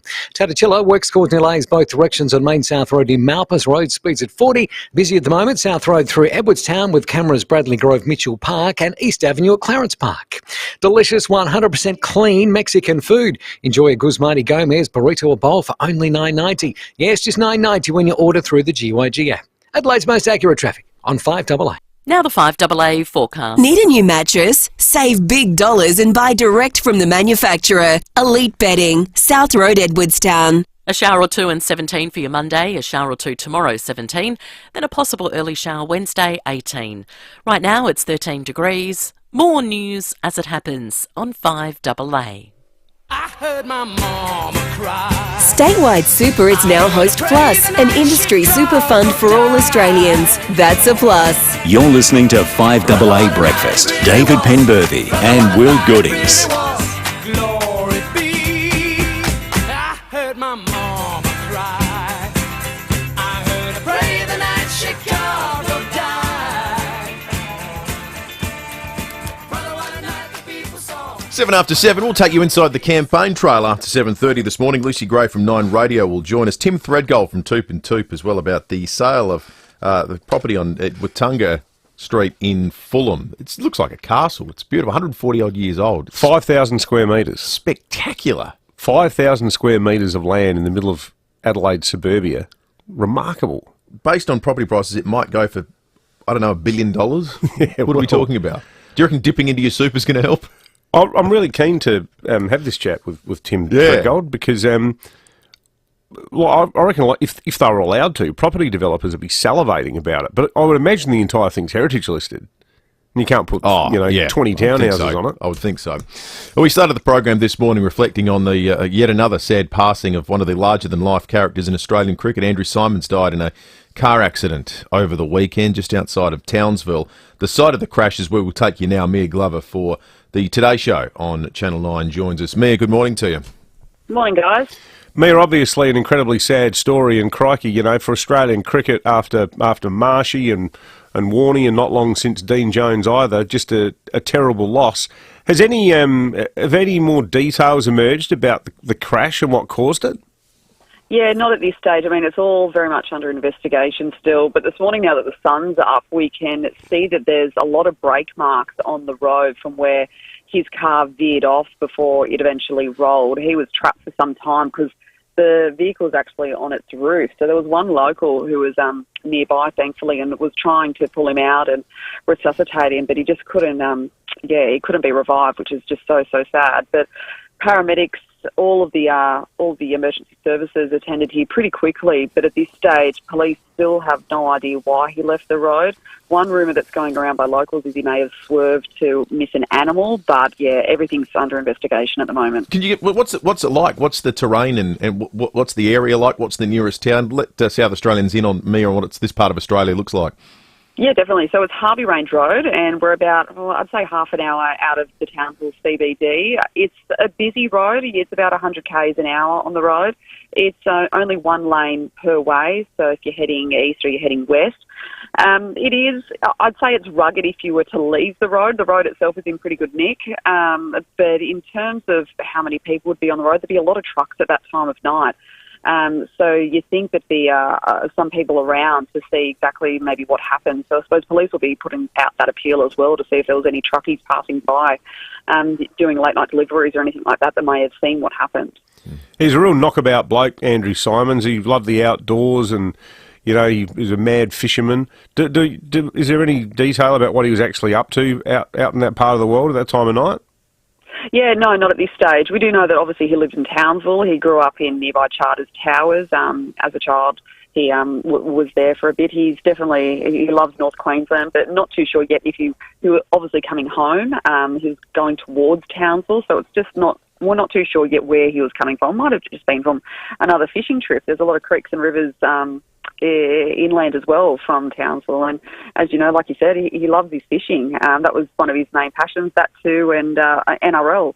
He loved his maroons as well. So it's really it's a eerie feeling here at the crash site. I mean, it is lovely to see that there's some floral tributes already. There's been a floral tribute from one fan. He's also put down a can of Great Northern beer, and then there was another floral tribute from his sister. She came here last night, and she also left a letter which basically said she wishes she had one more day, one more phone call with him, and she's absolutely heartbroken. So it's very sad. Of course, he leaves behind 2 young kids and his wife as well. Yeah, no, shockingly sad story. Mia Glover from Channel 9's Today Show at the crash site there just out of Townsville. Thanks for joining us, Mia. Yeah, 11 minutes after 7, 8223 0000 is the number if you'd like to jump into the conversation this morning. You can text us well on the Telstra Stone Mount Barker text line. Someone who's been with us and chatted with us on the program previously, and someone we'd hoped would go a little bit further in MasterChef this season was one of the favourites in Sashi, who's got a restaurant that's probably, 100 metres from us here on Perry Street? 50 metres away? We had our staff work dinner to kick off the year a couple of years ago. In fact, it was just before COVID, wasn't it? That's right. Yeah, and look, he spoke about that with the paper this morning and the difficulties that business has faced in the last couple of years. But here he is on MasterChef. And you probably think it was a dosa mix, but we think because you were so worried about that, your attention probably wasn't where it needed to be. Your fish curry, it was burnt on the bottom of the pot. And that flavour actually permeated throughout the entire dish. I'm so sorry, mate. That's okay, no problem. I've never been eliminated, so I've got a taste of everything in MasterChef now. I can't do the music. He's not being executed.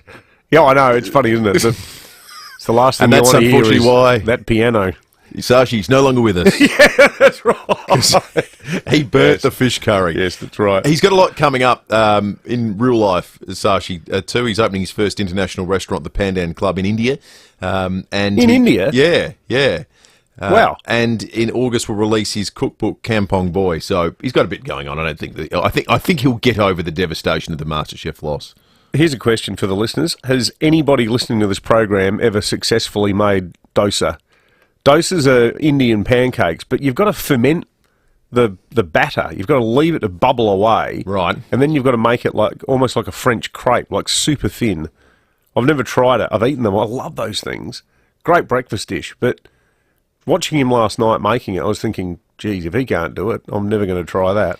Andy's asked the question on the Telstra Stone Mount Barker text line, why was Prince William booed? Maybe the fact that he's a spoilt little brat has something to do with it. I think that sounds like a Prince Harry. Yeah, you got that. You got your princes mixed up. A fair Prince Harry slap, but not Prince William. But here he is getting booed all the same. The FA presentation party is led by the President of the Football Association, His Royal Highness the Duke of Cambridge. That was before the FA Cup final, Chelsea and Liverpool. Yeah, Chelsea-Liverpool. Primarily Liverpool fans with one's blamed with it. Now, I don't know enough about the history of it to know whether that's fair or not. I've seen some references to, well, there is some history. Now, I don't know if that's simply a class-based thing. Being Northern England. Maybe someone who's a long-time Liverpool fan or just a fan of English football could tell us a little bit about the history there.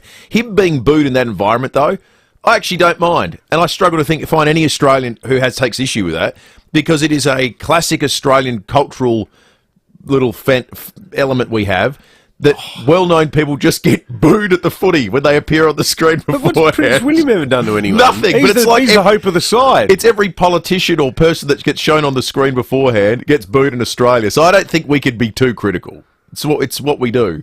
Yeah. Well, I don't think we'd do it to Prince William, though. Yeah, we probably wouldn't do it to him specifically. We'd probably do it to Harry now. Yeah.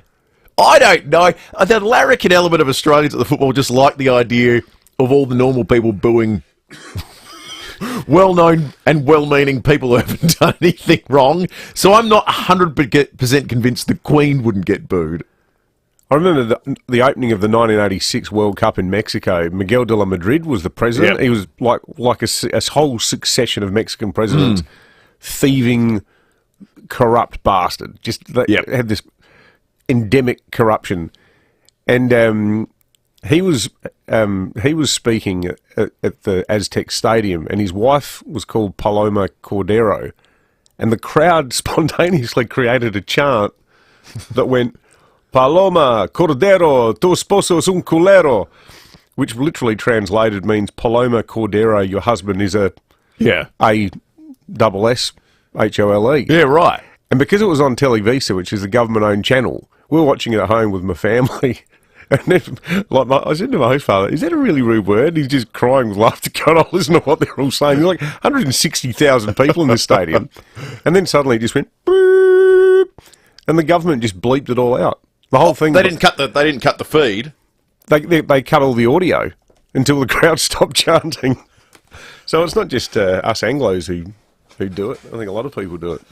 It's a good chant. Yeah, let us know if you're a Liverpool fan. You know a little bit more about the history of it. Well, someone asked, could it just be a simple matter of Prince William's a Chelsea supporter? I'm just doing some research on that. I believe he's a fan of Aston Villa. He goes along with his son George. He's been photographed a couple of times, just sort of sitting in amongst the fans. So it'd be an anti-London thing. Could be, yeah, maybe. Prince Harry doesn't declare who he goes for. That'd be right. The Charles is a Burnley supporter, so they haven't really sort of kept it. The family all has their own sort of teams that they've gone for, which is funny, which is interesting. Normally barracking's a family thing. Yeah, that's right. Difficult teasing out the political and ancestral and geographic motivations for football fandom in the UK. Yeah, well, better him than Harry or certainly Andrew. Yep. All right. Let's check traffic, and when we return, we'll talk a bit more about Andrew Simons, and we'll get into the sport of the weekend. Win your slice of paradise at Henley Beach worth $4 million with the Hospital Research Foundation home lottery. Thanks, Will. A couple of burst water mains to look out for this morning. One at Chaina Ponds, North East Road near South Power Road, speeds reduced there. And another one at Blair Road near Brolga Avenue, speeds reduced there as well. Tatachilla, works causing delays in both directions in Main South Road near Malpas Road, speeds at 40. Busy at the moment, South Road through Edwardstown, and we've got cameras to look out for Cudmore Terrace, Henley Beach, and Winifred Avenue at Glandore.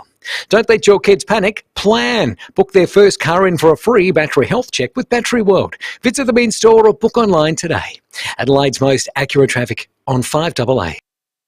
Join 5AA each night from midnight for Australia Overnight. Hi, it's Tony Moclair here, host of Australia Overnight. Thrilled and delighted, joined by listeners from 5AA, Adelaide's best radio station. Tony Moclair takes your calls right through the early hours. And those listeners contributing to the Australia Overnight program and being part of the larger family. Catch Australia Overnight. Welcome aboard 5AA. Live from midnight on Adelaide's 5AA.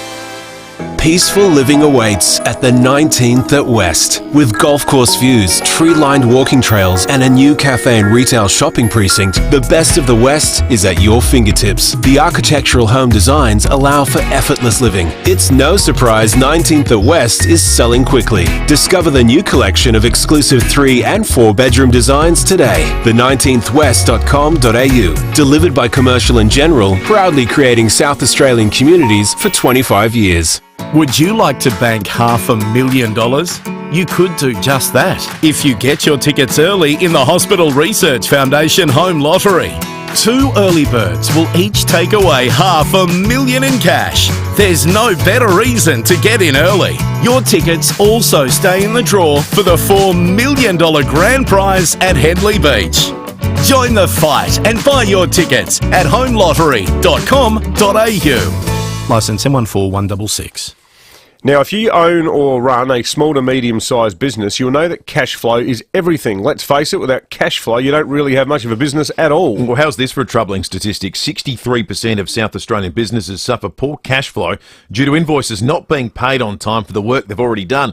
But now, thanks to BizTrack, you can keep on top of your cash flow and really get it going again. That's a really good service, because I know so many people, tradies and that, they spend half their life chasing their tails, trying to get paid for work that they've already done. Now, BizTrack's a great idea because it's all about smart invoice processing, and it's dead easy to use. In fact, people with no idea about finance can use BizTrack. BizTrack integrates with other accounting software like Xero and MyOb, things I know nothing about. Features include automated reminders, invoice discounting, ABN verification, and more. Here's a man who's never put in a business activity statement. Zero? Is it Zero? Zero, I think. Zero. Yeah.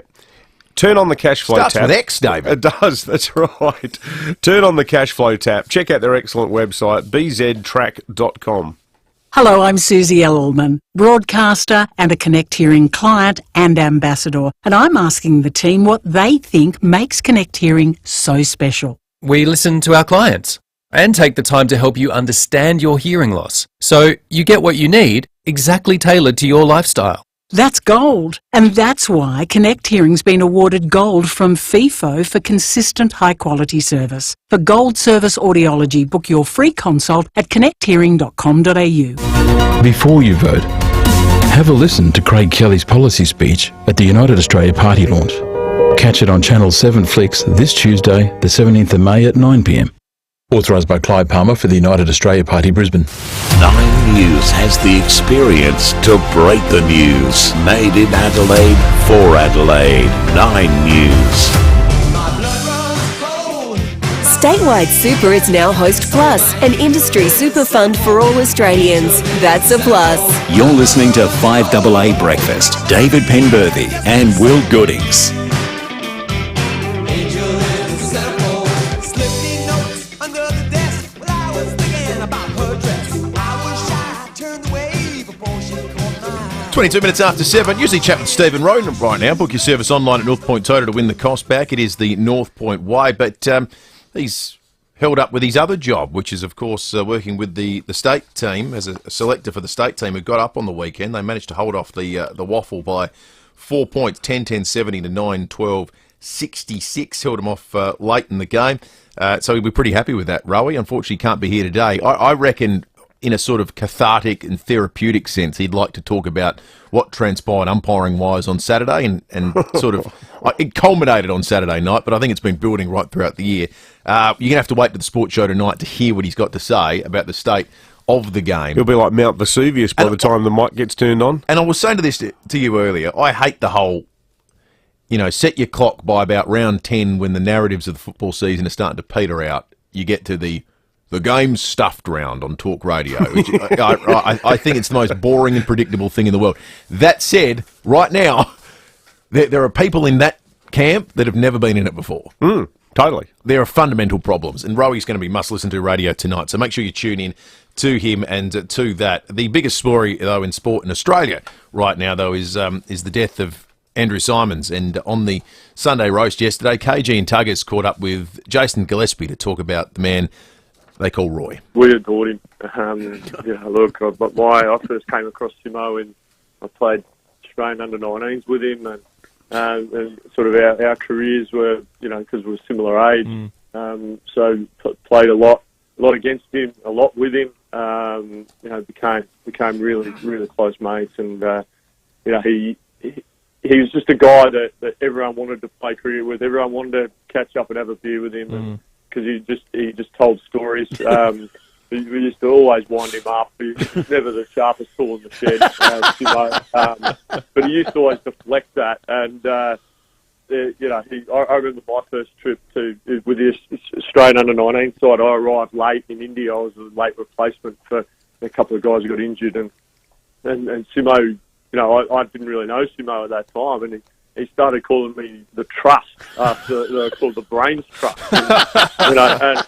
And all the boys I'm saying, what's this? And Simo thought I was, not the sharpest tool in the shed, and all the boys were giggling their heads off. And I said, what's all this about? And they say, it's obviously tongue in cheek, because Simo's done was a box of hammers. So the boys had a good giggle about it, and obviously later on, Simo would just give you a cheeky grin and a wink and go on his merry way. But it was kind of his way of saying, you're part of the team. I've got your back, and he's funny guy. It's only 9 weeks ago that we had Dizzy Gillespie on the Brekkie Show talking about the death of Shane Warne, and there he was yesterday with Tuggers and KG talking about the death of Andrew Simons. It's just an extraordinary period for Australian cricket, isn't it? It is, and they're all these wonderful big characters. Yeah. The people that you felt like you... And we say that not because there are some deaths that are more sad than others, but because there are some people you felt like you knew more than others. Yeah, he's in that category of person you felt like you knew. Because he didn't play, Andrew Simons, a lot of test cricket, comparative to some of the other blokes we're talking about. He played 26 tests. Obviously, nearly 200 one-day internationals, 198 one-day internationals. Great memories, and he stood out. But he was the kind of guy you felt like you knew. Yeah. And he was beloved by his teammates, and his commentary in recent years, too, gave that sense of who he was as a bloke. Yeah, you got more of an insight. Yeah, that's right. A very relatable bloke. So let's get to some of the sport that took place over the weekend. In very happy news, yesterday I was there as Adelaide United.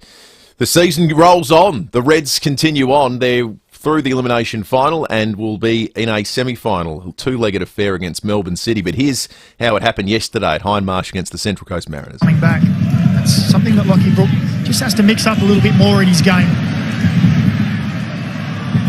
Oh, the ball has made it all the way through to Goodwin, who's scored! Now the cross in towards Yankee! And Adelaide! Omnipresent. Isaias is there, and that's a fantastic weighted pass for Bernardo. Blackwood wants it. Bernardo still going. Oh, he's wrong-footed Birigini! That was the moment in extra time. Bernardo, son of Casio, scored the Reds' third. They run out 3-1 winners over a Central Coast side who had won 5 straight. Like Adelaide United, they were the 2 hottest teams in the A-League. Central Coast season ends. Adelaide United continues against the bling of Melbourne City. The bling, the money. It is the underdog story of all underdog stories. Adelaide United, a team largely with a whole heap of local youngsters that have been brought through by Carl Viet up against Melbourne City with just bottomless pits of money at their disposal thanks to their ownership agreement with Manchester City. The first game will be on Wednesday night, 6:35 again at Hindmarsh Stadium. It's a tight turnaround. Then the second leg on Sunday at 1:35 to get into the grand final. It was a great day yesterday, great entertainment. The Reds put on a terrific show, and it was a fantastic crowd. It should have been terrible. It was wet. It was raining. I was going to say, it was blustery. You're a brave man getting out yesterday afternoon. It was great. Outside. It was great, and the entire stadium erupting in song from about the 93rd minute on when Bernardo scored that goal was just spine tingling. It is spectacular. If you haven't got along in the past, go along on Wednesday night. It is not an experience you'll regret, and it is. I actually think it's the most family friendly sporting experience you can go to in SA. It's just it's always a lot of young kids there. It's not the games aren't that long. It's easy. It's accessible. You're close to the action. It's a hell of a lot of fun. They're a wonderful team, and Calvet deserves a hell of a lot of credit for what he's managed to do there after it looked a little rocky in the middle of the year. 28 minutes after 7, more from Rowie tonight. Book your service online at North Point Toyota to win the cost back. It is the North Point way. More coming up, including a big real estate purchase that is going to go under the hammer. This property, Watunga, it looks absolutely spectacular. It's got a lot of heritage and history to it. We'll be speaking with Tim Threadgold before 8 o'clock. Jono, where are your safety boots? In the Stariolode. Hard hat, high-vis vest? In the Stariolode. Listen, I know you're used to feeling protected in the Stariolode, but that's only useful when you're inside the van, mate. Hyundai Stariolode is the only commercial van that has both ANCAP 5-star and Platinum safety rating. And from just $47,990 drive away for ABN holders, now's a smart time to buy. T's and C's apply. Visit hyundai.com.au/offers for details. Imagine that. Hyundai. Every day, they tell you their news is local. And every day, they bring you news made in Sydney. Watch the news you can trust. Adelaide's 7 News, made right here, mornings, afternoons, and 6 p.m. every night.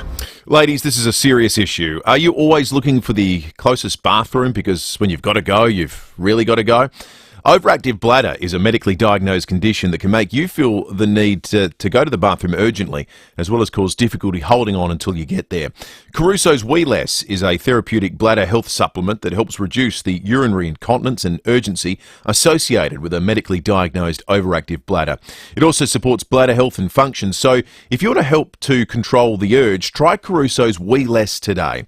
It's made here in Australia, comes with a money-back guarantee and is available from leading pharmacies and health food stores.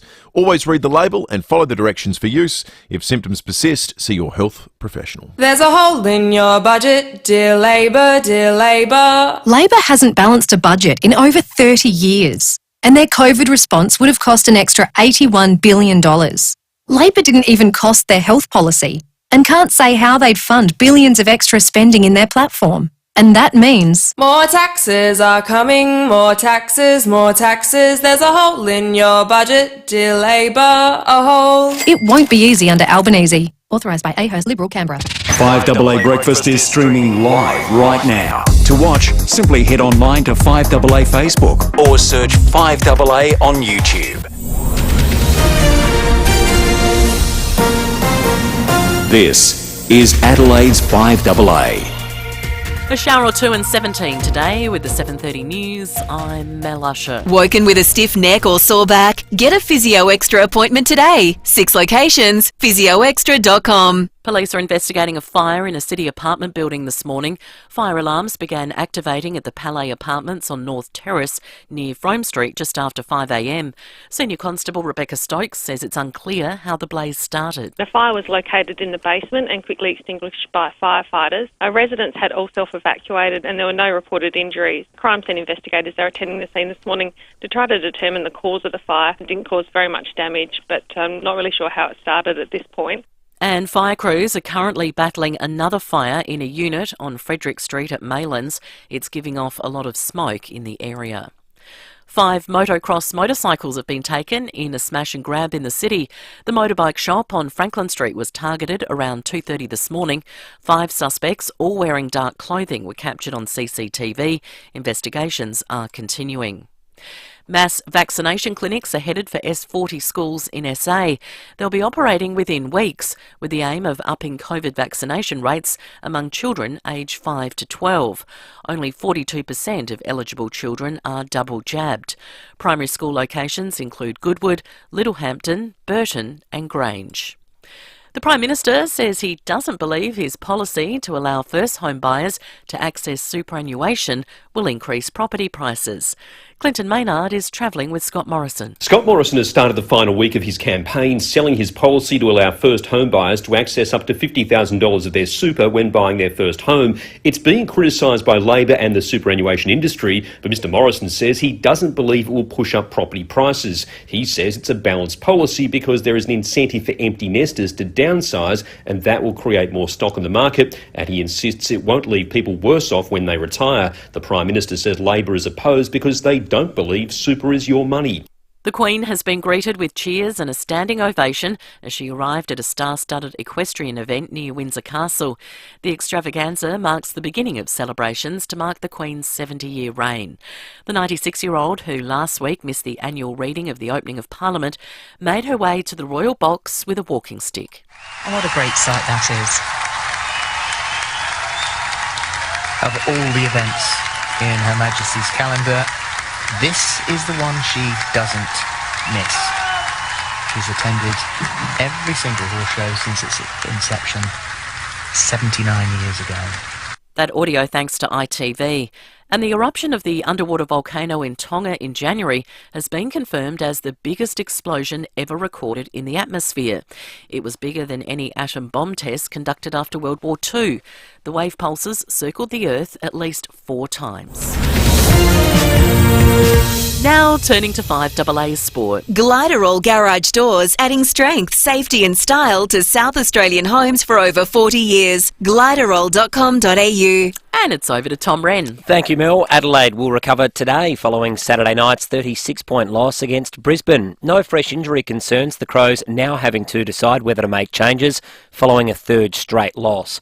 3 games to wrap up round 9 yesterday with wins for Gold Coast, Carlton and Melbourne. Well, Adelaide United is closing in on the A-League Grand Final following a spirited 3-1 win at home against Central Coast.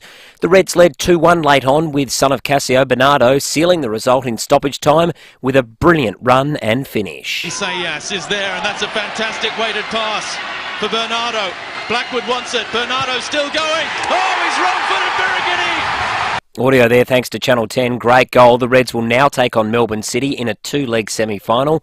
The first leg to be played at Cooper Stadium on Wednesday night. Still on soccer, and Manchester City's been forced to fight hard to earn a point against West Ham in its English Premier League clash overnight. The Hammers taking a 2-0 lead before half-time, sending the home fans delirious. Antonio over the top, and here is Jared Bowen! Hold the back page!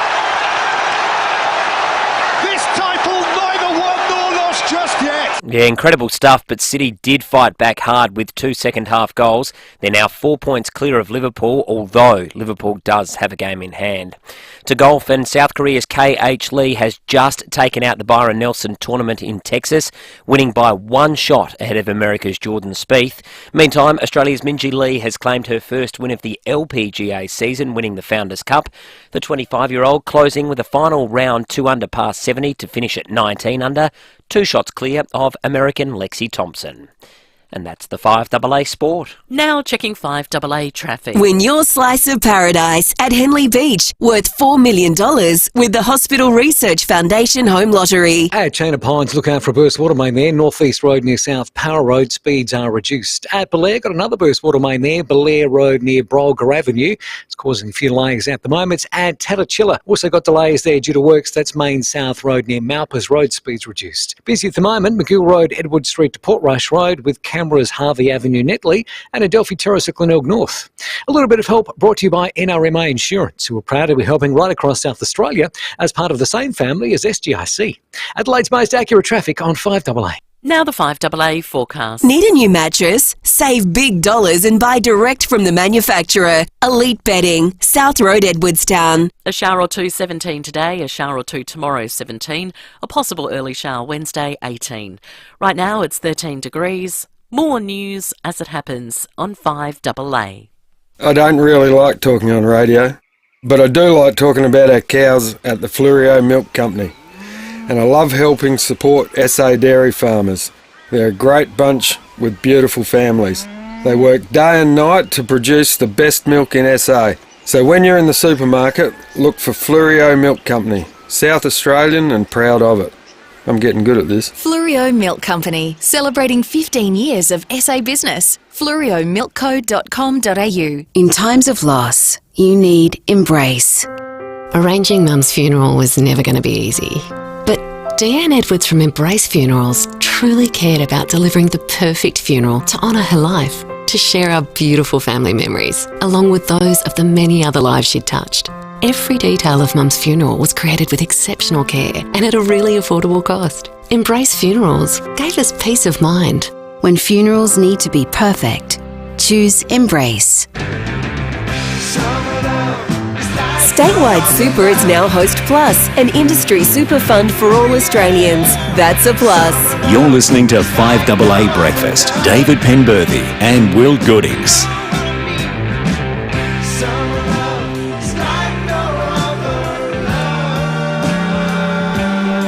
22 minutes to 8. John Blake coming up before 8 o'clock.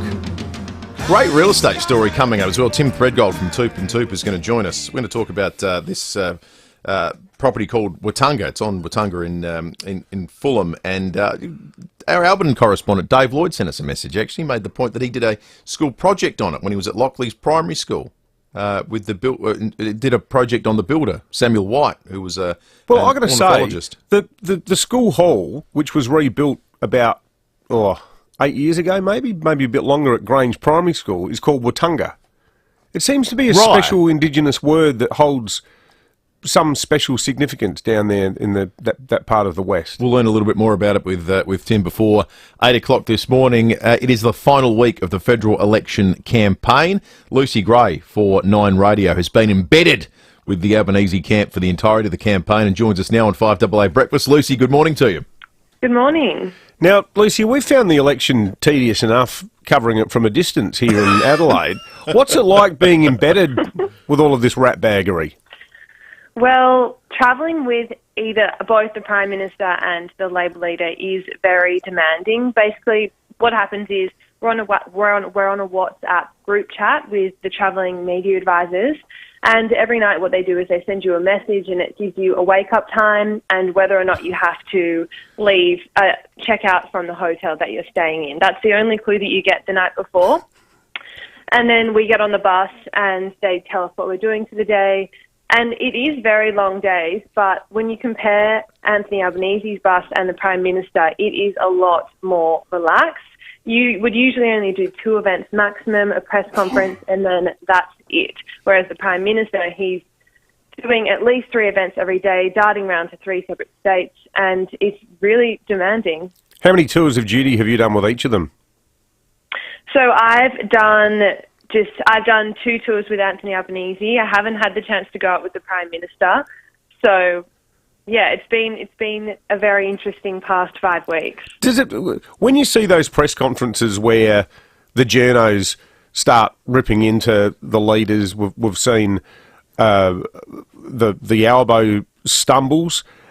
Equally, we've seen the Prime Minister who tried to rebrand himself as, to tap into the nice, warm and fuzzy guy lurking within when he relaunched his own personality on Friday. When the journos have these sort of standoffs with the leaders, what's it like in the aftermath when you've all got to get back onto the bus with these advisors and, is it like the Sam and Ralph Warner Brothers cartoon where you just say, it's just part of the fun, or does it get a bit tense? Well, it actually, in my opinion, in my experience, it's never actually got intense with the advisors. I was at the first press conference of the entire election campaign where Anthony Albanese infamously couldn't name the unemployment rate and the official cash rate. And you could tell at that point the advisors were very quick to get us back on the bus. It was very, they hardly spoke to us, but among the journalists, it's quite an electric vibe when you have a press conference that's quite eventful, because we're all trying to write our stories, get stuff back into the papers and in the radio bulletins, and it's quite an exciting atmosphere because we know that we've just had a big press conference and something big has come of it, and we've just caught the leader on a mistake, or something newsworthy has actually happened. So it's quite exciting for the journalists. Having been at every press conference that Anthony Albanese's done, Lucy, is there a line, a catchphrase, a turn of phrase, or something you pretty much you've heard enough of for the rest of your living days? I'm in charge. I'm in charge, right? Yep, Anthony Albanese has. So what's happened is at the start of the campaign, his line was that he's going to take every question. Everyone's going to be able to get a go. And now you can hardly get a question in, let alone 2. And so he's really tried to take control of the press conferences because he knows that he can't make any mistakes in this final week. What's it like? What's the relationship like between journos? Because I'm vastly older than you sound, Lucy. I was in the press gallery in 1996, and I'm guessing you may not have even been born at that stage. But we always had this nice collegiate relationship. Like there were people like Fran Kelly from the ABC and Michelle Grattan, and everyone had their own sort of different backgrounds, but it was a really nice environment. Reading the piece today about your political editor, Chris Allman, and this huge Barney that he's had with Catherine Murphy from The Guardian, it almost feels like the media now has sort of split along ideological lines. Like, are there ABC people who sort of stare down their nose at you because you're part of the Nine group? No, that's actually not my experience at all. What I found on the campaign is that we have all rallied together, and we are all, even though we're all from different organisations, we do work together as a team. And at press conferences, for example, if you ask a question and then the leader kind of dodges it and doesn't and tries to move on to the next one, the next person who gets the question will say, hang on, you didn't answer Lucy's question. Could you actually give us an answer to that? And so doing that and working together really well has been really effective for holding these leaders to account. But I will say, especially on Anthony Albanese's bus, that bus waits for no one.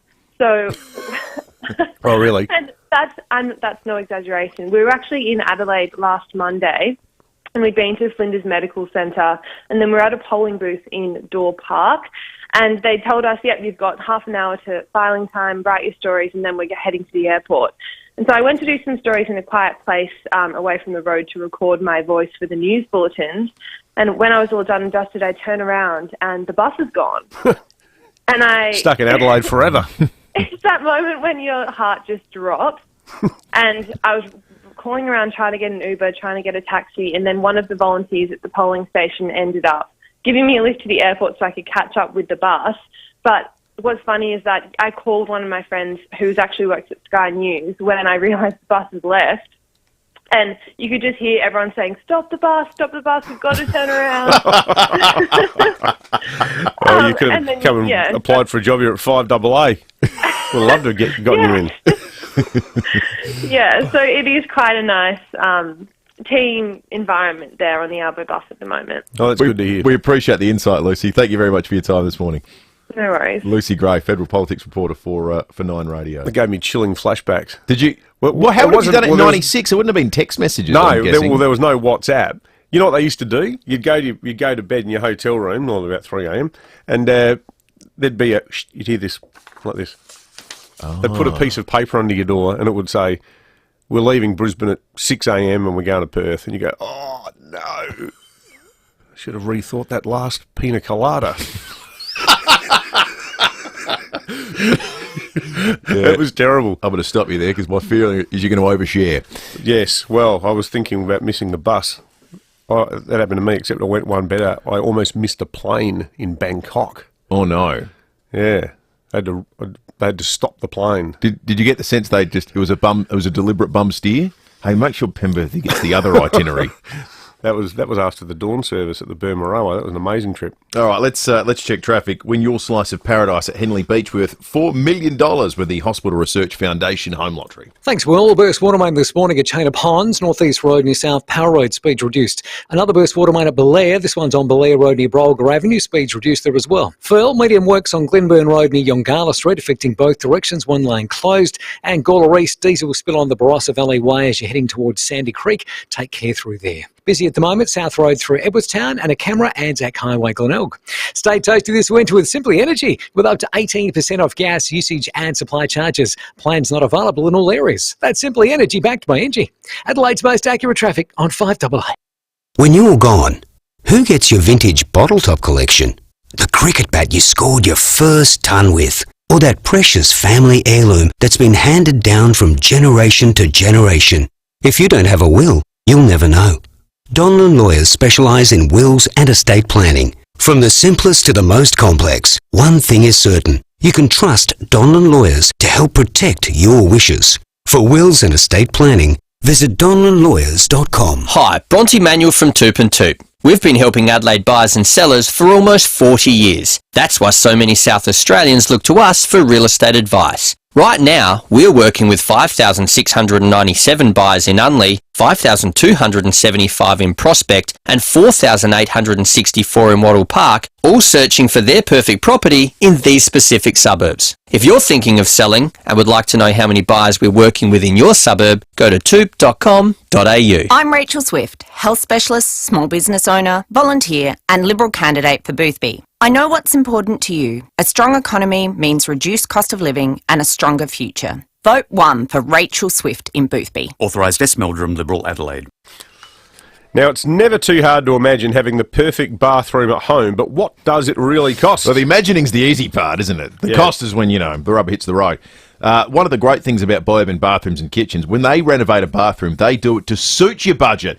In fact, David Cox and the incredible team at Bio-Urban can show you how to do a lot more with less. They plan every detail, and it means you'll know exactly how much it will cost and what the outcome will be. Great peace of mind, and look, it's flexible too, and important because your bathroom is without doubt one of the most important rooms in your home. Plus, it's an investment because if you get it right, it will add incredible value and appeal to your place. Get it wrong and you'll be living with it forever. So get it right. For bathrooms, visit buyurban.com.au, Adelaide's home renovation experts.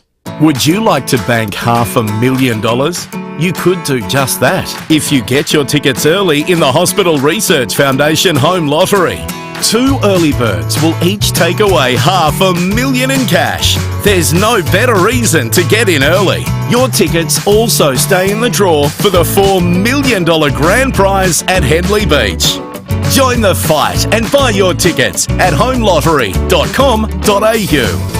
Licence M14166. What makes Connect Hearing so special? We really listen to you, so you get what you need, tailored to your lifestyle. That's gold. And that's why we've been awarded gold from FIVEaa for our service. Try us at connecthearing.com.au. 5AA Breakfast is streaming live right now. To watch, simply head online to 5AA Facebook or search 5AA on YouTube. Statewide Super is now Host Plus, an industry super fund for all Australians. That's a plus. You're listening to 5AA Breakfast. David Penberthy and Will Goodings. Swing, swing, swing into the cabaret. Wanna see a movie? Taking a show now. Meeting new people at the disco, yeah. Gonna be so neat. Dance to the Eurobeat, 9 minutes to 8. John Blake coming up in just a minute. We're going to speak with Tom Gleisner after 8:30 this morning, the host of Have You Been Paying Attention? We're going to give a couple of listeners a chance to play with Tom. How about that? You get to play Have You Been Paying Attention with the man himself after 8:30 today. Good stuff. And you win the chance to get some Uggs, thanks to Uggs to You. Ugg it up. A winner last week. Maddie sent us a tweet saying thanks again for the Uggs to You voucher. Fantastic store. Grateful, friendly service, and enjoying my official first pair of Uggs. Oh, good excellent. on you, Maddie. Be like Maddie. Get your Uggs sorted by playing Have You Been Paying Attention with us after 8 o'clock today. Pretty unique real estate opportunity on the market at the moment. One with a little bit of history, block with a little bit of size, and me with more than a little bit of understatement. Tim Threadgold for Toop and Toop is on the line. Tim, good morning to you. Good morning to you as well. Yes, I think most of us probably with a bank balance that doesn't quite stack up to where we need to be with that one either. So, Well, exactly, Tim. Well, there's no price on it yet because it sold, in 2015 for 2.5. So in the current climate, significantly more than that, you'd think. we would hope so. Something with a 4 in front of it might get the job done. But it's a pretty special property, built by the White family who came out from the UK.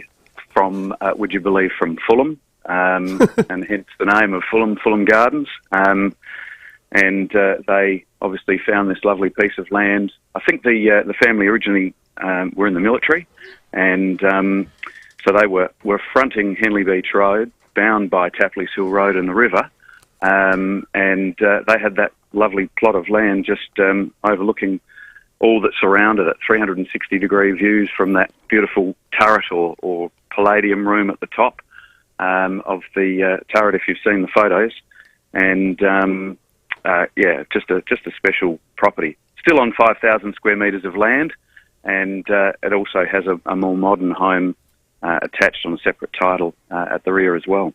People watching on the 5AA Facebook or YouTube live stream right now will be seeing pictures of Weetunga, as it's called. That's the name of it, isn't it, Tim? Yes. Yeah, yep. Weetunga. Yep, Weetunga. On Weetunga Avenue. On Weetunga Avenue, so that's good. Yep. That'll be easy to remember when you're getting your postage delivered. Looks to me like you're going to need a professional gardener if you're moving in there, Tim. Yes, or it be a full-time hobby for yourself. 5,000 square metres of land certainly requires a little bit of work, but it does have a bore, so your water rates and so forth are kept to a relative minimum, and there is discussion about the fact there's an old underground water storage as well, which you can kind of see the beautiful old roof of it, which is semi-underground, but constructed out of brick and whatnot. It's really interesting. Oh, sorry. You go. A couple of really interesting spots that it's got a fabulous cellar. It also has a vault room below ground as well, which was apparently designed to keep important papers in case there was a fire. Oh, wow. So it's got this gorgeous vaulted brick ceiling to it, and room for probably 2 people. It's about a small lift size. Wow. But underground, and so there's all these little magic little moments that the property has for people.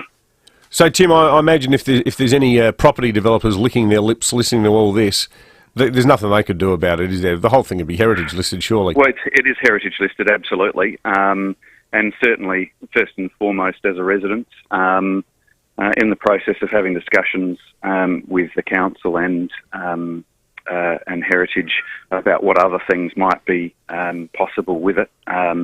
Obviously, some kind of residential use, whether it perhaps got extended into perhaps some aged care living and retirement. Given so much land around it, there might be an opportunity for that sort of thing, but yet to be determined. Just finally, mate, you don't know the origin of the name Watunga, do you? Because I was saying before, the school hall at Grange Primary is called Watunga. Like, it seems to be a word that is quite common to the area. Yeah, it is. It is, and to be honest, no is the answer. There's been a book published on the White family and their journey from the UK across to Watunga and to Fulham. I'd like to be able to tell you the romance to that, but at this moment, no. It must just be a place name, because there's different spellings of it. There's the Watunga Botanic Garden too up in Blackwood, which is the same way the school hall is spelt. But who knows? Maybe we've got a Ghana listener who could clear it up for us. I've just had a quick look, so I can't vouch for the accuracy of the source, but Watunga is an Aboriginal word for place of water. Well, that's where the river is. So that would make some sense. That makes a fair bit of sense. Yeah. And that would explain why there's more of them. Spot. Yeah. As you cross the bridge on Henley Beach Road and cast your eyes either way, it is a beautiful stretch of water there too. Yeah, it's a lovely part of the river. It certainly is. Great part of Adelaide. Good on you, Tim. Thanks, Tim. Thank you for that. And it could be yours just for the small sum of just a little bit over $4 million. $4+ million. Tim Threadgold from Toop and Toop with that particular listing. 4 minutes to 8, and it's time for John Blake, thanks to Aussie Fast Transport Solutions, interstate freight, distribution, warehousing and local Adelaide couriers. Call Aussie Fast, 13 13 64. I'm Nick Xenophon, and I give a damn. Some people are saying that voting for me is very confusing. Well, let me explain it to you while I sit in this wheelie bin full of continental chicken noodle soup. Vote for me in the Senate, and I will stand up for South Australia as I have done in the past. Just seeing me sitting there in that red room makes Liberal and Labor nervous, so it's worth it just for that. Because if they're nervous, they'll think before they do anything stupid. When you vote for me on the big white Senate ballot paper, you won't see my name on the paper, but put a 1 in the box marked O, and that'll be a vote for Xenophon with an X. And for goodness sake, don't put an X in the box marked O, because that'll be invalid. So after you get your name ticked off, put a 1 in the box marked O, and don't put a tick in the box marked O either, because that'll be invalid too. So in other words, if you want to give a thumbs up and a tick for Xenophon with an X, put a 1 in the box marked O, not a tick or an X, just a 1. Now, to be clear, put a 1 in the box across from the O, not a tick or a cross, just a 1 in the box with the O for Xenophon with an X. It's perfectly simple. Now, the reason I'm sitting in a wheelie bin full of chicken noodle soup is because I'm Nick Xenophon, and I wheelie give a continental. Otherwise, Nick Xenophon is perfectly simple. He did that stunt over the weekend where with the strap-on abs. I don't have abs, I've got flabs. And he sort of borrowed from that Malinowskis. But he's wearing like one of those things you get at the costume shop. The like those plastic abs. I've seen someone do the postal vote, or the pre-poll vote, and you get a sense of how much Xenophon's up against it, because it's not instantly clear that you're voting for him. When you unfurl the page, you see his name below the line. Above the line, it's just the letter. And I think a lot of people that might have the intention will go, hang on, so I've got a number, every number below the line to do this? You know who might benefit from that paper is Ian Marcos. He's running for the Senate as the Liberal Democrat candidate, because the very first box above the line says Liberal Democrats. And a lot of people would just, potentially just glance at that and go, I'm voting Liberal. Yeah, that'll do me. Yeah. Libs are worried about that. It is 2 minutes to 8, 5AA News on the way, breaking at 8 very shortly. Before you vote, have a listen to Craig Kelly's policy speech at the United Australia Party launch. Catch it on Channel 7 Flicks this Tuesday, the 17th of May at 9 p.m. Authorised by Clive Palmer for the United Australia Party, Brisbane. Nick Chigwidden from Physio Extra talks about how One Solution streamlined their business. At Physio Extra, we needed to upgrade our IT and communication systems, which is critical to us having a successful business. We spoke to the guys at One Solution, and they provided us with a fantastic strategy on how we could bring our phone and our IT under the one roof. The ongoing service and support they've provided us is also excellent. I certainly recommend One Solution for any business. Visit onesolution.net.au, winner of the National Telstra Customer Experience Award. Now, David, you're well known in these parts as a karaoke enthusiast. Guilty as charged. But I've wondered, do you sing in the shower too? Well, it depends how long I'm in there for. If it's just a quick one, Wuthering Heights, maybe a couple of Ramones tunes. But if I'm been in the garden and I need a proper lengthy clean, I might do the whole second side of Abbey Road. Culminating with the Golden Slumbers trilogy. You might sing a decade's worth of hits with this, because this is a company that we met just the other day, and they are just sensational. EcoVantage have something to get anyone singing in the shower. Thanks to federal and SA government incentives, EcoVantage could install your energy-efficient heat pump and save you thousands. This is an amazing thing because it saves money, it saves the environment, and it could be for as little as no cost to you. You would be silly not to ring these guys, particularly if you've got an older hot water service and you've been thinking about getting it fixed up.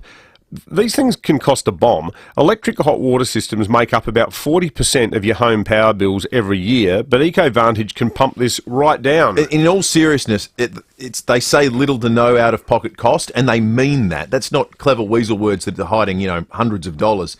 This is almost nothing, and it's because of those incentives that exist, so it's something you should take advantage of. They can swap out your hot water system for an energy-efficient heat pump that uses about 80% less electricity. It's better for the environment and better for your power bills. So pump your power bills down with EcoVantage. Head to ecovantage.com.au to find out how you can take advantage of government incentives today. T's and C's apply. It's not often you get to go behind the scenes of one of Adelaide's top home builders. Well, at Beechwood Homes, you can. The stunning Beechwood display home at Blackwood Park has been sold, but that doesn't mean you miss out. Call Steve from Beechwood and he'll take you behind the scenes of other Beechwood masterpieces currently under construction. You'll get an incredible insight into what makes Beechwood Homes an SA favourite. Life's good. It's even better in a Beechwood home.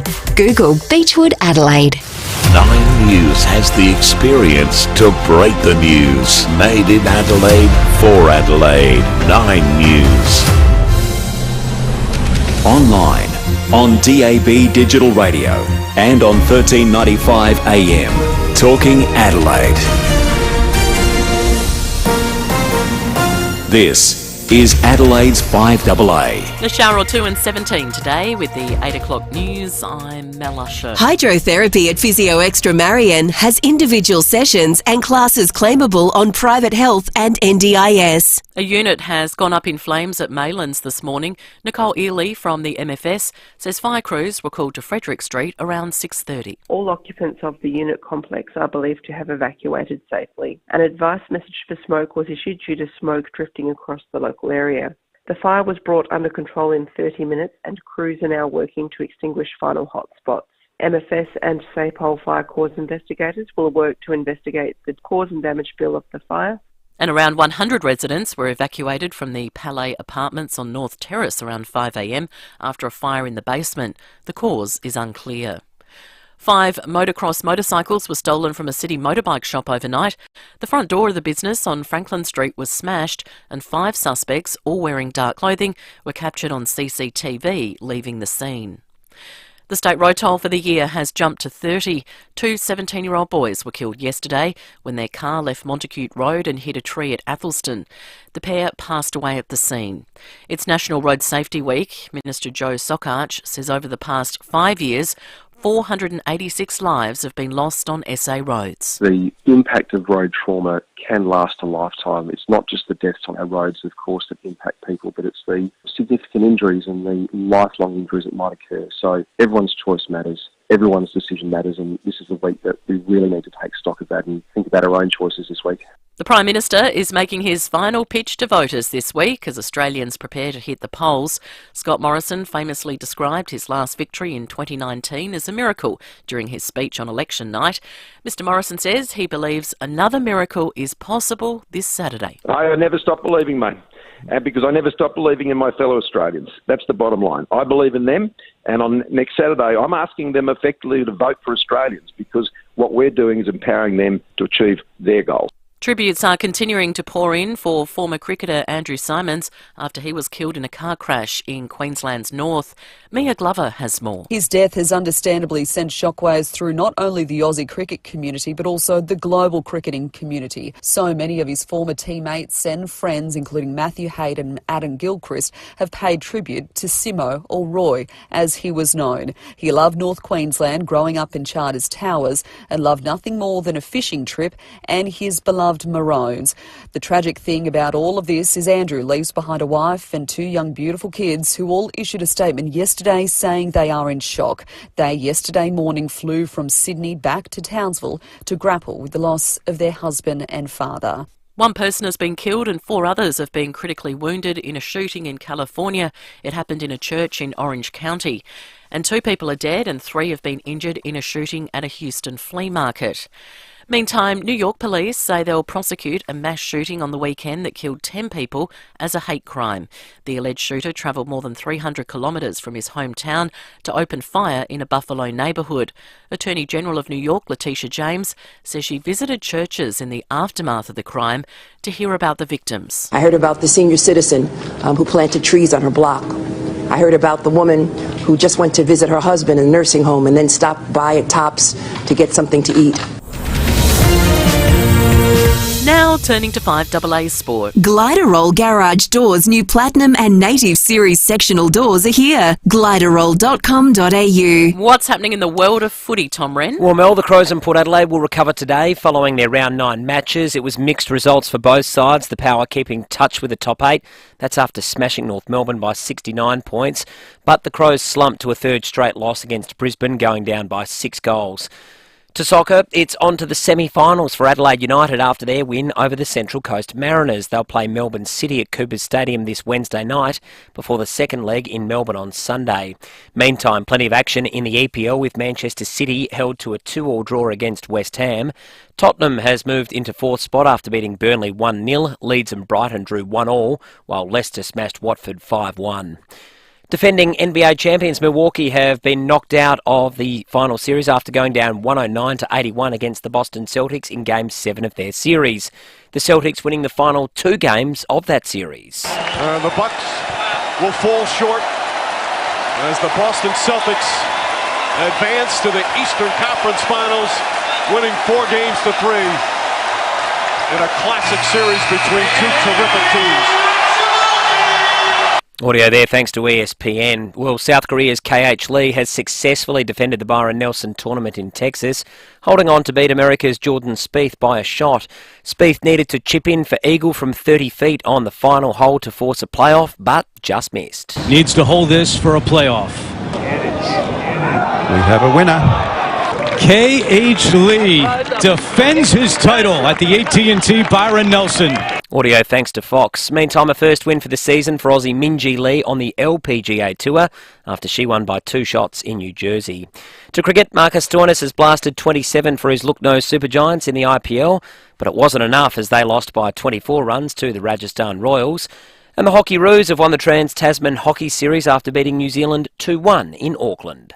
And that's the 5AA Sport. Now checking 5AA traffic. Win your slice of paradise at Henley Beach, worth $4 million with the Hospital Research Foundation Home Lottery. At Channa Pines, burst water main North East Road near South Para Road. Belair, another burst water main there, Belair Road near Brolga Avenue, speeds reduced. Parafield, reports of a smash on Kings Road at Main North Road, and Gawler East, diesel spill on the Barossa Valley Way heading towards Sandy Creek. Take care of heading through there. Busy South Road as you're driving through Edwardstown with a camera, Adelphi Terrace, Ackland North. 5 crispy chicken strips for $5 at a Porto. 5 100% crispy chicken strips with a dipping sauce for just $5. Limited time only. Order in store or take away now. Adelaide's most accurate traffic on 5AA. Now the 5AA forecast. Need a new mattress? Save big dollars and buy direct from the manufacturer. Elite Bedding, South Road, Edwardstown. Heading for a top of 17 today with a shower or 2, much the same tomorrow, 17, and then a possible early shower Wednesday, 18. Right now it's 13 degrees. More news as it happens on 5AA. Statewide Super is now Host Plus, an industry super fund for all Australians. That's a plus. You're listening to 5AA Breakfast. David Penberthy and Will Goodings.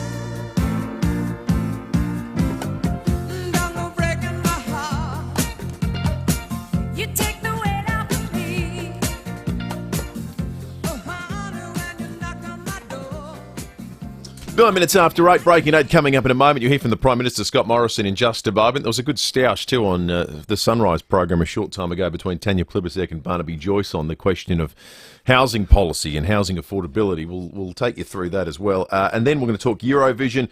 David Kolsch will be on the program as well, the host of Channel 7 Sunrise program. And Tom Gleisner will be here to play a game of Have You Been Paying Attention with two of our listeners and the chance to win a $100 Uggs to You voucher. That's coming up, but first it's breaking at 8. I did an interview on Friday with Peter Malinauskas for a piece for The Australian on Saturday. Obviously, there was a lot of activity last week here in town involving the Ukrainian community. The Advertiser organised that fantastic lunch in concert with the AHA with the support of a whole bunch of corporate sponsors, Foodland, West End, a lot of the big iconic local businesses rallied to put on this welcome for the Ukrainians who have arrived at the Arkabar Hotel. A woman called Vasilina, who's 25 years old, she's only been here for a few weeks, and she gave the most harrowing off-the-cuff, no-note speech about what life has been like in Ukraine since the Russian invasion. It was a remarkable event, and also the Ukrainian ambassador on Thursday, it was the first time he'd ever done this. He was invited by the Malinauskas government to make a sort of formal presentation to State Cabinet. It was the first time that the ambassador had spoken to an Australian cabinet, and I had a bit of a chat to him at the lunch on Tuesday. He's a fascinating bloke. He only got appointed as ambassador 6 weeks ago, and he spent the first couple of weeks of the war, because he was obviously a public servant, he was a diplomat, trying to work out what was going to happen. He was going to stay and fight, and then he got a phone call from the president saying, well, no, we want you to go to Australia, because a big part of winning this war and defending our country is going to be rallying the international community. Well, one thing Peter Malinauskas said is he was very strong about this. And part of it, I think, he's been quite upfront about this. It's informed by his own experience as the grandson of his namesake, Peter Malinauskas, who emigrated to Bathurst after the Russians took Lithuania. His grandma was Hungarian. She fled Russian rule over Hungary. So, it's sort of in his DNA, but the upshot of what he's saying is that Australia has to do a hell of a lot more in terms of accepting as many of the displaced Ukrainians. There's about 12 million out of 40 million who are now stateless people on account of Russia's aggression. And Peter Malinauskas is urging Australia to have a national conversation about taking more Ukrainians. I think it's a really important call. So far, we've only taken about 5,500. And this is what the Premier said. We should be talking about a number that is at least in the tens of thousands, rather than the paltry numbers we're seeing at the moment. As a nation, we've been here before. After World War II, we took so many people from Southern Europe, Eastern Europe. They made a massive contribution to the building of our country. They are passionate about our country. They are hardworking. They're desperate for opportunity. Why wouldn't we provide them with that chance? And I got to say, I think it's a conversation well worth having. I met a whole bunch of people at that lunch. They're totally relatable, same values. They just want to, they wish they weren't here. They wish their country was the way it was 3 months ago, but it clearly isn't. And at a time when we are struggling to fill so many jobs because of the skill shortage, I think it makes perfect sense. Absolutely. 13 minutes after 8, it's the Monday morning of the final week of the federal election campaign. Australians will go to the polls on Saturday, those remaining who haven't voted already. And so there will be a hell of a lot of campaigning that takes place over the course of this week. Prime Minister Scott Morrison started it by appearing on Sunrise a short time ago. Well, I'm just being honest with people. I mean, over the last 3 years, it has required a lot of strength to take Australia through, and we're going to continue to need that strength. But what's going to change in the next few years is the opportunities will increase. There's still going to be those challenges and those threats, which people know I know how to handle. But to realise those opportunities is going to require that strong economy. All throughout this campaign, I've said it's about who can best able deliver and manage a strong economy, because that's what Australians need to realise their aspirations. He's talking there, Scott Morrison, about the change to personality. He had a sort of a new Julia moment over the weekend where he's talked about, he's going to change, and part of it was Scott Morrison during the pandemic v who he's going to be in this next term of government. Always makes me really nervous when politicians start talking about, how they're going to become someone else or the real selves. Well, normally it's something politicians do shortly before they get voted out. Yes. Although It's never a good Julia sign. Gillard didn't. She went close in 2010 after the coup. But, yeah, she started talking about the real Julia versus the old Julia. It invites the question, well, who's the imposter that's been running the country? Who have you been? for the Why last should we few trust you to now? Yeah, I think that's a terrible move.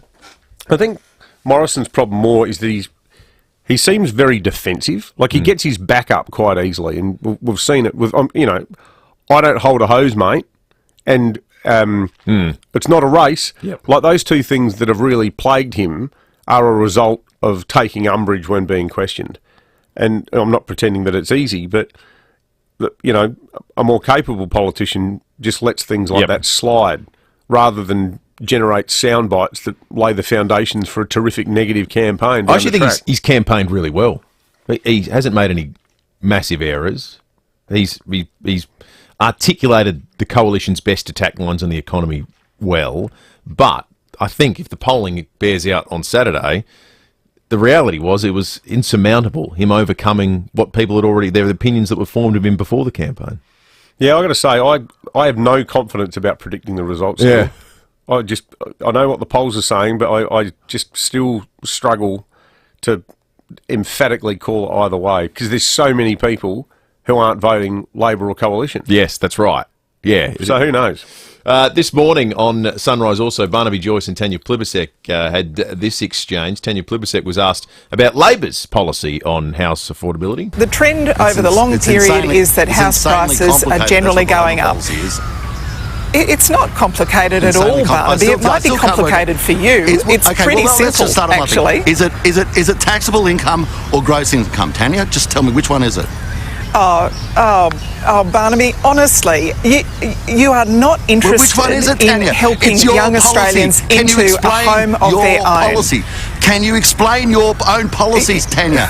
It's your policy. Wow. It's the last week of the election. Is it taxable or gross income, Tanya? No idea. Tanya? Crickets. Barnaby, incredible. This is you guys are incredible. You're just not across your stuff. You are such amateur hour. You are such amateur hour. I don't Tanya, know how you can get so far through a campaign and not understand your own policy. That's not a great look. For Plibersek? No. No, it's not. She sort of vanished during the campaign. She has, hasn't she? Well, I think it's her and Albo don't really get on. Well, she didn't help him out there, I don't think. No, not at all. No. All right, let's... Barnaby Joyce auditioning for the role as the next host of the 7:30 report. Really nailed it to the wall there. Let's have a look at the fuel situation, see where the cheapest fuel is in an instant with the free My RAA app. Download it today. Fuel Watch, United Grange Road, Flinders Park, $71.3. That's not too bad. United South Road, Melrose Park, $71.9. X Convenience, North East Road, Hampstead Gardens, $72.5. It's always worth remembering these are artificially lower, these prices, 22 cents a litre lower than they're going to be, because the excise will come back on. It's coming back on after the election at some point in time. So it's more like, if you go back with what we used to price-wise, it's in the mid-$1.90 range at the moment. It just feels a lot better than that. It's coming back in about 3 months. Yeah, that's right. 4 months. It's, there's going to be a bit of a shock that comes with it. The X-Convenience Main North Road Jeps Cross has the best diesel price we're able to see, $96.5. Let's check traffic now, thanks to the Hospital Research Foundation Home Lottery, where you could win your slice of paradise at Henley Beach. worth $4 million. Thanks, Will. At Marriottville, look out for a smash on Portrush Road near Kensington Road. Chain of Pines burst water main there, North East Road near South Power Road, and another burst water main. This one's at Belair Road near Brolga Avenue, speeds reduced. Gawler East, diesel spill on the Barossa Valley Way heading towards Sandy Creek. Take care through there. And busy at the moment, Anzac Highway at South Road. Cameras, Harvey Avenue, Netley, and West Beach Road at West Beach. Conquer your cravings with a succulent Red Rooster quarter chicken with deliciously crispy chips for just $5. The Roosters call and get it where you can, while you can, available till 4 p.m. Adelaide's most accurate traffic on 5AA. Roey's Sports Show. Scotty Burns. I think there was a bloke on this radio station that a few weeks ago was pumped up the Adelaide Football Club a fair bit, Roey. Was that you? Oh, Burns, I have been. I got seduced. I got smashed. I've given myself an uppercut. I had you the best team out of the 8 in the 8. 4 p.m. weekdays. Sometimes the clubs and the players have got to go back to the drawing board and work on a couple of things, freshen up, and we've certainly done that. So, yeah, we're really disappointed with those last few games. Roey's Sports Show on 5AA. There's something you should know about SportsMed. We don't just provide knee, hip and shoulder care to elite athletes. Every day, we treat patients who simply want to get play with the kids fit, brisk walk fit or gardening fit. And having our clinic, hospital and specialists all based together at Stepney makes getting care for your joint pain and injuries, from diagnosis to rehabilitation, even easier. So get back to doing what you love. Speak with your GP for a referral. sportsmed.com.au. It's hard to believe, but bi-urban bathrooms and kitchens may not be everyone's cup of tea. If you're not fussed by sticky drawers, if you're not driven mad by something that doesn't quite line up, if you don't appreciate millimetre-perfect craftsmanship and service of the highest standard, then maybe bi-urban bathrooms and kitchens is not for you. But if those things are important, buyurban.com.au, Adelaide's home renovation experts. Now, this is a serious issue for some women. Is the need to go to the toilet all the time making your life miserable? Do you sometimes feel like your entire day revolves around your bladder? If this sounds like you, Caruso's Wee Less may help. Caruso's Wee Less is a therapeutic bladder health supplement with a unique blend of herbs and magnesium. It helps relieve the annoying and inconvenient feeling that you need to go to the bathroom too often. It also supports bladder health and function and helps reduce the urinary incontinence and urgency associated with a medically diagnosed overactive bladder. So if you want to help to control the urge and regain your bladder confidence, try Caruso's Wee Less today. It's made in Australia, it comes with a money-back guarantee and is available from leading pharmacies and health food stores. Always read the label and follow the directions for use. If symptoms persist, see your health professional. Would you like to bank $500,000? You could do just that if you get your tickets early in the Hospital Research Foundation Home Lottery.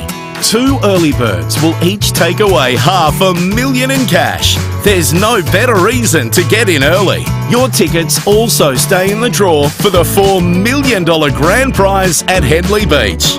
Join the fight and buy your tickets at homelottery.com.au. Licence M14166.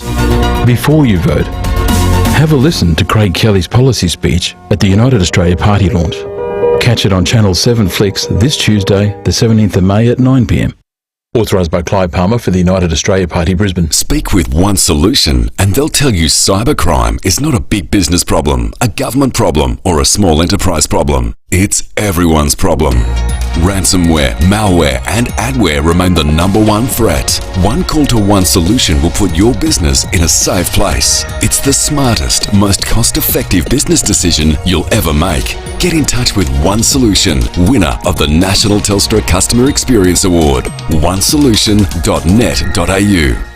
9 News has the experience to break the news. Made in Adelaide for Adelaide. 9 News. Statewide Super is now Host Plus, an industry super fund for all Australians. That's a plus. You're listening to 5AA Breakfast. David Penberthy and Will Goodings. 23 minutes after 8. Give us a call right now on 8223 0000 if you want to play off to win yourself an Uggs to You voucher. You've added $100. You get yourself some quality Uggs for the winter weather that's coming up. 82230000. All you need to do is play off against another listener in a little game of Have You Been Paying Attention? That's something to tell your friends too. You got to contest with Tom Gleisner, the host of the program on Channel 10. That's a hell of a lot of fun. We'll do that after 8:30, so make sure you're available for that. 82230000, or text us on the Telstra Stormont Barker text line. Make your interest known, and we'll get you on to contest after 8:30 today. I missed the footy I mentioned on Saturday night. I was at a wedding with a close friend, someone I've known for a long, long time. I missed the footy, but it sounds like, David, it wasn't the only contest that I missed on Saturday night. No, in a desperate attempt to reprogram my brain after watching that game, I decided to watch the entirety of the Eurovision Song Contest. It was the first time I'd ever done it. And I tell you what, there's a sort of weird aesthetic to Eurovision. Best evidenced by the Norwegians, who formed a band where the singers were all wearing horse costumes, and the song was something about "My grandma likes eating bananas." That's what the song actually was. But you know, for an event that's quite frivolous and camp, it actually took on a bit of gravity this time, with the winners, the sentimental favourites, Ukraine winning the entry by the Kalush Orchestra. Stefania is the name of the song, and it's now been adopted as a bit of an anthem for the people of Ukraine.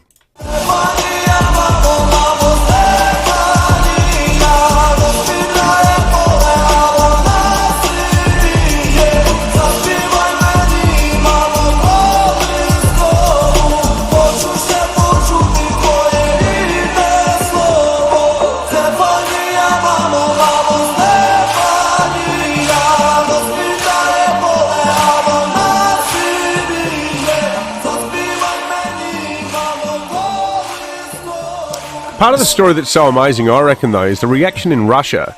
There's a journalist called, a mainstream journo in Moscow called Yulia Yitsa-Zeva. She wrote on Twitter while all of this was happening, while the singing competition was happening, and obviously all the other European nations are all cheering Ukraine on big time. She wrote, "Bomb it with a Satan missile." Which is actually a type of missile. They're called Satan. Yeah. But since Eurovision, and since Ukraine won, there's footage that has appeared overnight of Russian soldiers writing "Bomb Eurovision" on the side of missiles that they're about to drop in Ukraine. So, can I ask a serious question? Because I'm not, full bottle on Eurovision. Is it taken seriously in Europe? Yeah, I think so. Yeah, I mean, the fact that Russia's not there and they're complaining about it. That's what I mean. But in the past, there are people that are put... genuinely angry about it. Yeah, totally. It's not sort of play acting. No. Wow, okay, that's a revelation. Well, Russia was going to go, because remember originally Eurovision said, Eurovision's about fun and peace and everyone's welcome. Yes. And then they went, actually, hang on a minute, because they started copping a bit of heat. They went, no, we're going to ban them. So that's the first international event that Russia's been banned from as a result of the war. So I didn't watch it, but my instinct leads me to ask this question of you, who's a music aficionado that did. Is it the case that Ukraine had the best song, or do they just have the best story? And in which case, if it's just the best story, is it really a song contest, or is it just sort of a bit of, play acting? Is it a bit of a theatrical piece? Well, I think the circumstances this time are pretty unique. Right. Where, unless it was the world's worst song, I don't think that song's that bad. I think overall, though, can you name 10 good bands from Europe in all of history? Apart from Kraftwerk? And Betty Severe from the Netherlands. They're good. I assume you're not counting the UK as part of Europe. No. Britain, post-Brexit question. Britain can hold its head massively high musically, but I don't know. Who are they? Who are the good European? I mean, ABBA. Yeah. ABBA, of course, are in the top 10. Sure. It starts to thin out pretty fast. But that's a language barrier thing, isn't it? Not necessarily. I mean, probably has been historically. Yeah, but I thought Croatia were hard done by. I like their entry. I thought it was good. Croatia. They didn't even make the top 10. Maybe someone else Scandal. Can have a bit of a view. All right, Lucy's just told me we have one spot available for our quiz with Tom Gleisner coming up after 8:30. Play Have You Been Paying Attention? Where basically it'll be 3 or 4 or 5 questions from things that are in the news cycle. If you listen to this program, we'd like to think we've gotten you across enough of the stuff that you might be able to answer.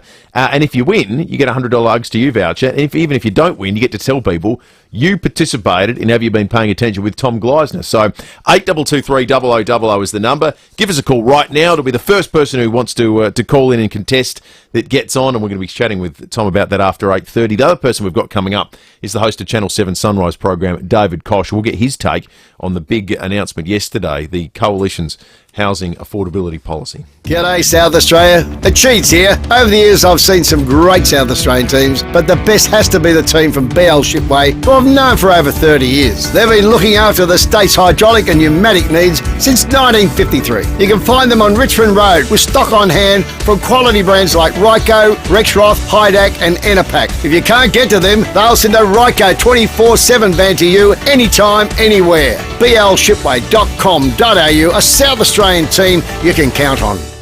How do you know if the milk you're buying is local? Easy. Just look for 3 words. Fluorio Milk Company.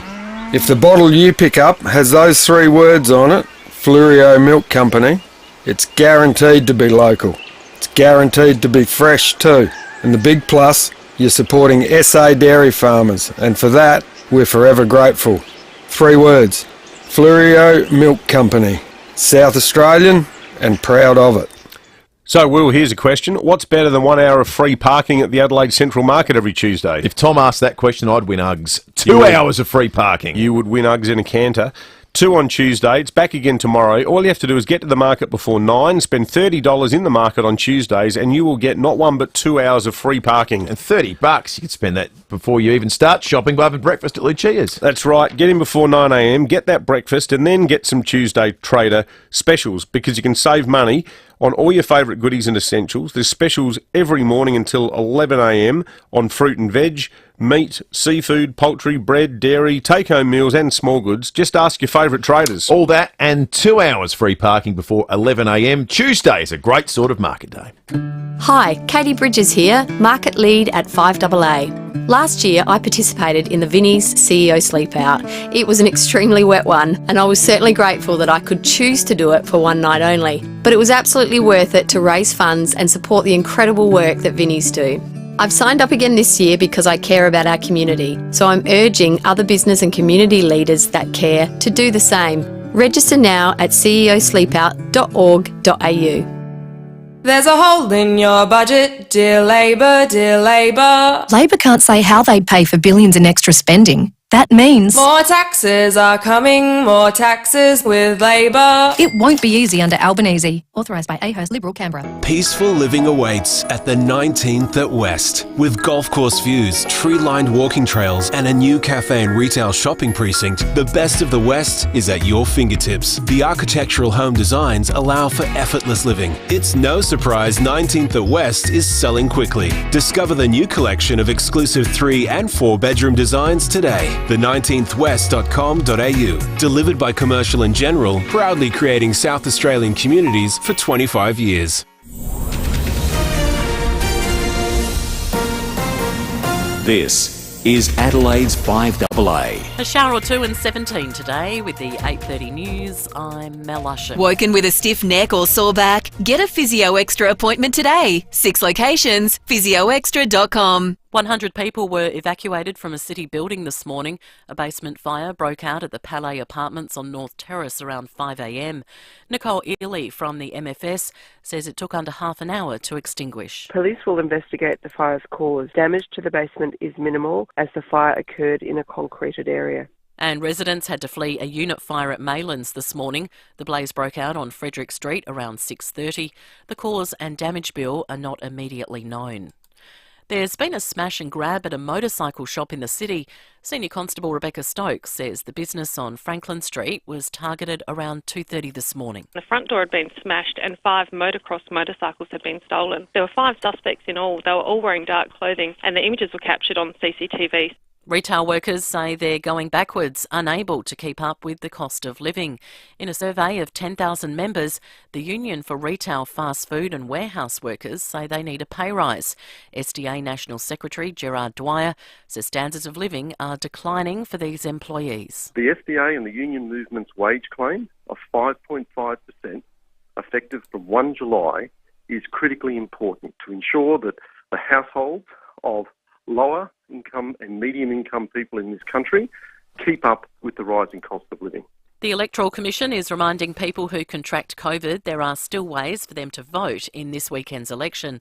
Clinton Maynard reports. More postal votes will be made at this week's federal election than in any other election before. 2.5 million applications have been made so far. People who are positive to COVID can make a postal vote as well, but they need to apply by 6 p.m. on Wednesday. After that, a vote via the phone is possible. NATO's Secretary-General says the alliance would become stronger if Finland and Sweden join. Finland has confirmed its intention to join NATO, while Sweden is expected to follow suit in the coming days. Russia, which shares a border with the Nordic nation, has threatened to retaliate if the alliance expands. But Jens Stoltenberg is welcoming Finland and Sweden's bid. Finland and Sweden are NATO's closest partners. If they decide to apply, this would be an historic moment.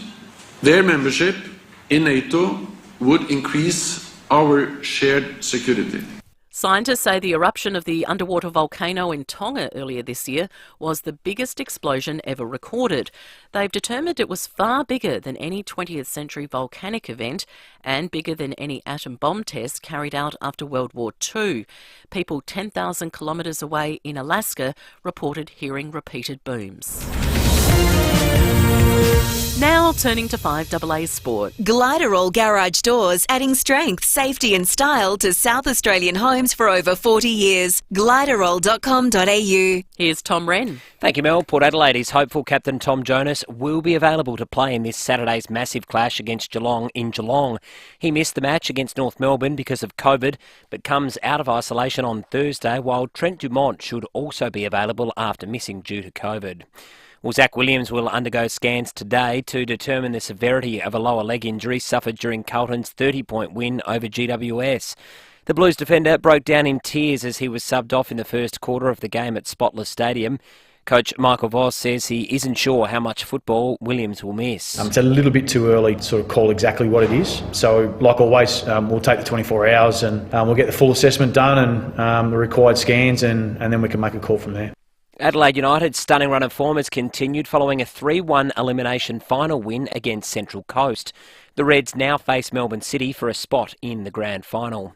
Meantime, Aussie Sam Kerr has scored a brace in the Women's FA Cup final, her extra-time goal sealing Chelsea's 3-2 win over Manchester City. Sam Kerr goes for goal! Finds the goal! Big deflection! Audio there thanks to Optus. Well, Aussie golfer Minjee Lee has secured the 7th victory of her career, taking out the Founders Cup in New Jersey. Minjee Lee wins the Cognizant Founders Cup and joins a list of major champions with this title on her resume. Yeah, great stuff. Meantime, on the men's PGA Tour, South Korea's KH Lee has won the Byron Nelson tournament in Texas. Adam Scott, the best of the Aussies, 10 shots back. And Novak Djokovic has cemented the world #1 ranking after taking out the Italian Open. And that's the 5AA Sport. Now checking 5AA traffic. Win your slice of paradise at Henley Beach, worth $4 million with the Hospital Research Foundation Home Lottery. At Marriedville Smash on Portrush Road near Kensington Road. Chain of Ponds, burst water main there. North East Road near South Power Road, speed reduced. Belair, another burst water main. Belair Road near Brog Avenue and Gawler East diesel spill on the Bryce Valley Way. So as you're heading towards Sandy Creek, take care through there. Busy at the moment, Anzac Highway at South Road with cameras Anzac Highway Glenelg and Harvey Avenue at Netley. Bob Jane T-Marts look after you. Buy 3, get 1 free, plus instant cash back on top tyre brands. Call or order online today. T's and C's apply. Adelaide's most accurate traffic on 5AA. Now the 5AA forecast. Need a new mattress? Save big dollars and buy direct from the manufacturer. Elite Bedding, South Road, Edwardstown. A shower or two for your Monday and 17. A shower or two tomorrow, 17. A possible early shower Wednesday, 18 degrees. Right now it's 14. More news as it happens on 5AA. Statewide Super is now Host Plus, an industry super fund for all Australians. That's a plus. You're listening to 5AA Breakfast. David Penberthy and Will Goodings.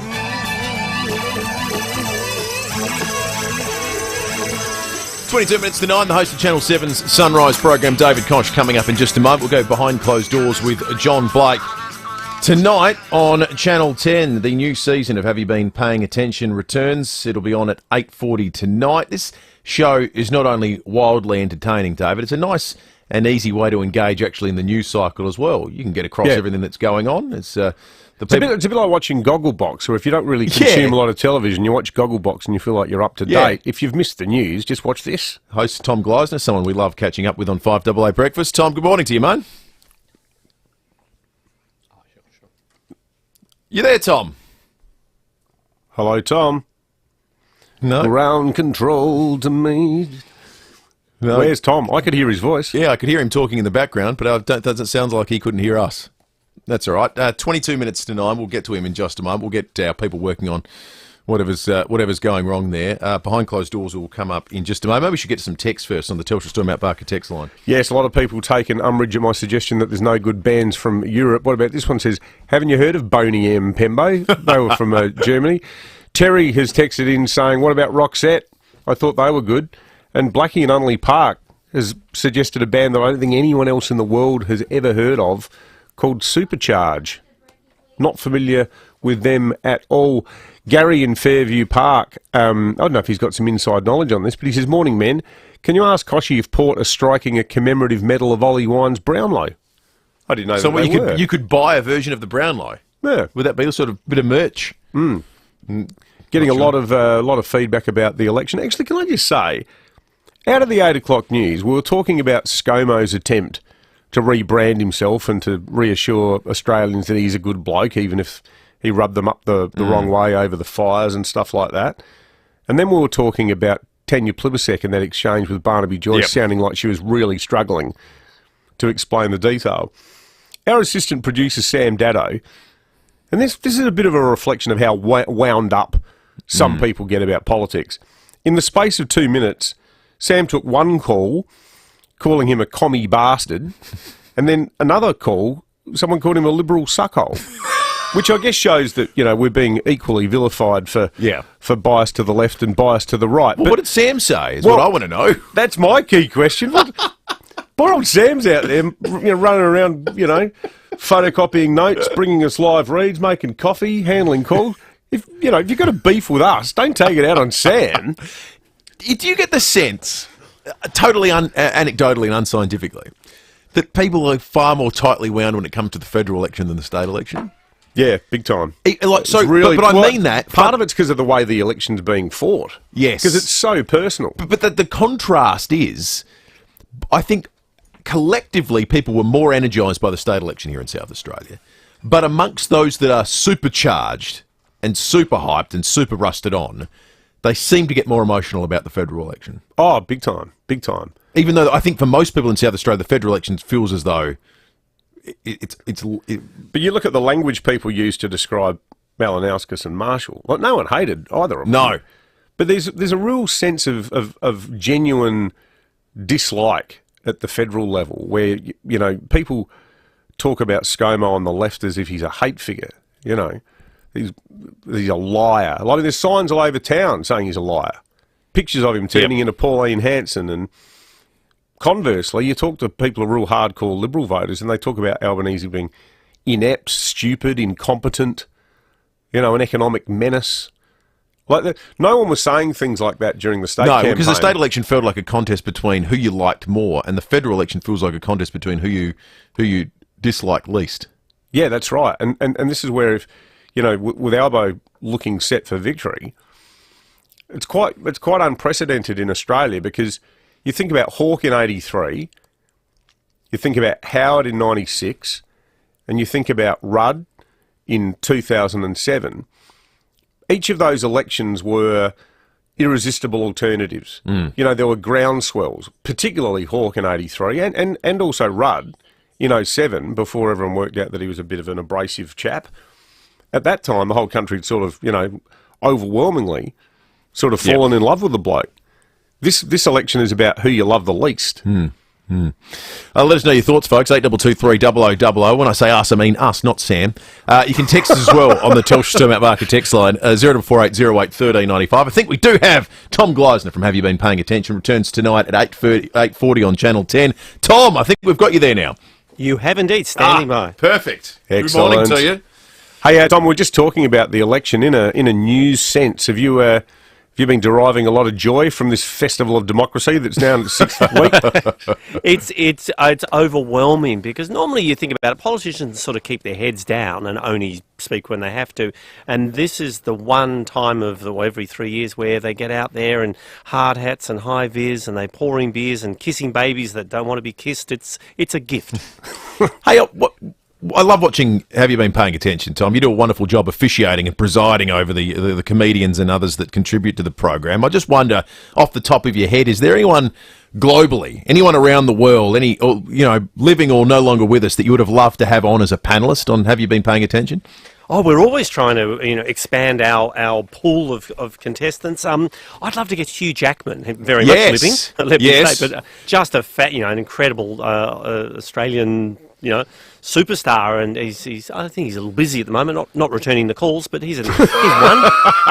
Snubbed again. Come on. This morning you've got, Tom, the opportunity to play Have You Been Paying Attention with a couple of locals here in South Australia. Scott and Glenunga and Rachel and Lockleys are both on the line, and they're prepared to be quizzed by your good self. All right, let's give it a whirl. And Scott and Rachel, your names are your buzzers. Let's start with a simple one. What was spotted off the coast of West Australia on Friday? Rachel. Rachel? That would be a nice little Chinese naval going for a little bit of a troll along the coastline. You say Chinese trawler, I say the Ruby Princess, but I think we'll get to either way. Allegedly a Chinese spy ship. Well, Rachel, you're on the board. Well done. Let's go overseas now. North Korean President Kim Jong-un has declared a national state of emergency. What's happened? Oh, Rachel. Oh, I think Rachel just got in. Oh, I think they've had some COVID come over there. Yes, in. Yeah. First cases of COVID. Add that to the smallpox. It's not a good week for North Korea. Okay, come on, Scott, lift your game. Aussie cricketer Andrew Simons tragically died on the weekend. What was his nickname? Oh, Rachel. That was Scott, I reckon. I think Scott did it. Simo. Oh, Simo, possibly a standby nickname, but not the nickname. Rachel. Roy. Roy, oh, yes. Gee, well done. Jeez, you should be on the show tonight. What are you thinking? You can replace Sam Pang. All right, tough week for New Zealand Prime Minister Jacinda Ardern. What's happened? Ooh. Come on, Scott, this is your chance. Anyone know? No. I don't know. She's down with the COVID. She's caught from the. Okay. Not the same problem as North Korea. No, not quite. But she's still in lockdown, Scott. So that's if the North Korean president got it, the headline could be Kim Jong-il.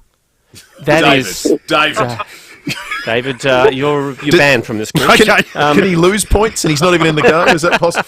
I've taken them away. All right, final question. I think Rachel's out front, but Scott, for the honour, what political party is using the slogan "Tell them they're dreaming"?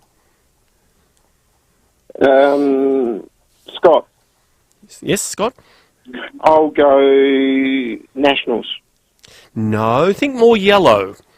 Palmer.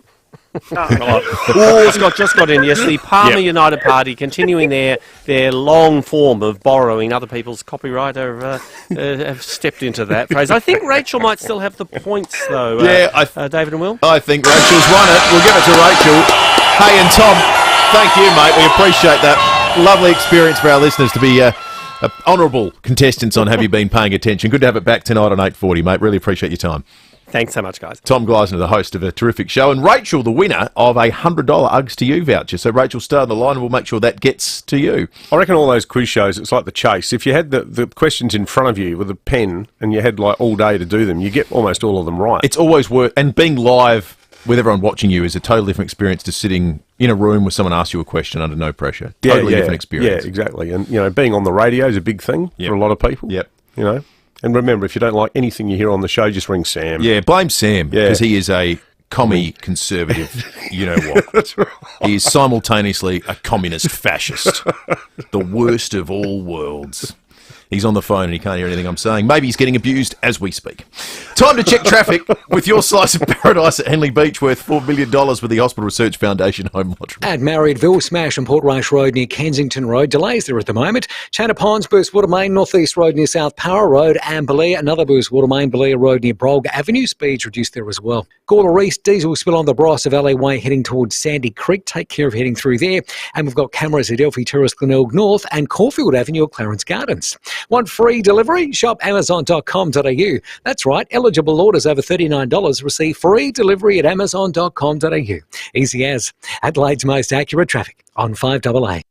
Mini Jumbuck, Australia's favourite wool bedding products. Now located in McLaren Vale, Mini Jumbuck has a great range of quality Australian-made wool bedding products to suit all sleepers and all climates. You'll love their extensive range of Australian-made quilts, mattress toppers and pillows too. And remember, Mini Jumbuck McLaren Vale also stock a huge range of genuine sheepskin Ugg boots and quality merino wool clothing. For Australia's favourite wool products, call into Mini Jumbuck McLaren Vale, open 7 days. Construction of 88 O'Connell has commenced. This is truly one of the most impressive developments in Adelaide for a very long time. 88 O'Connell will encapsulate connected living, community and style with boutiques, retail and culinary experiences on your doorstep.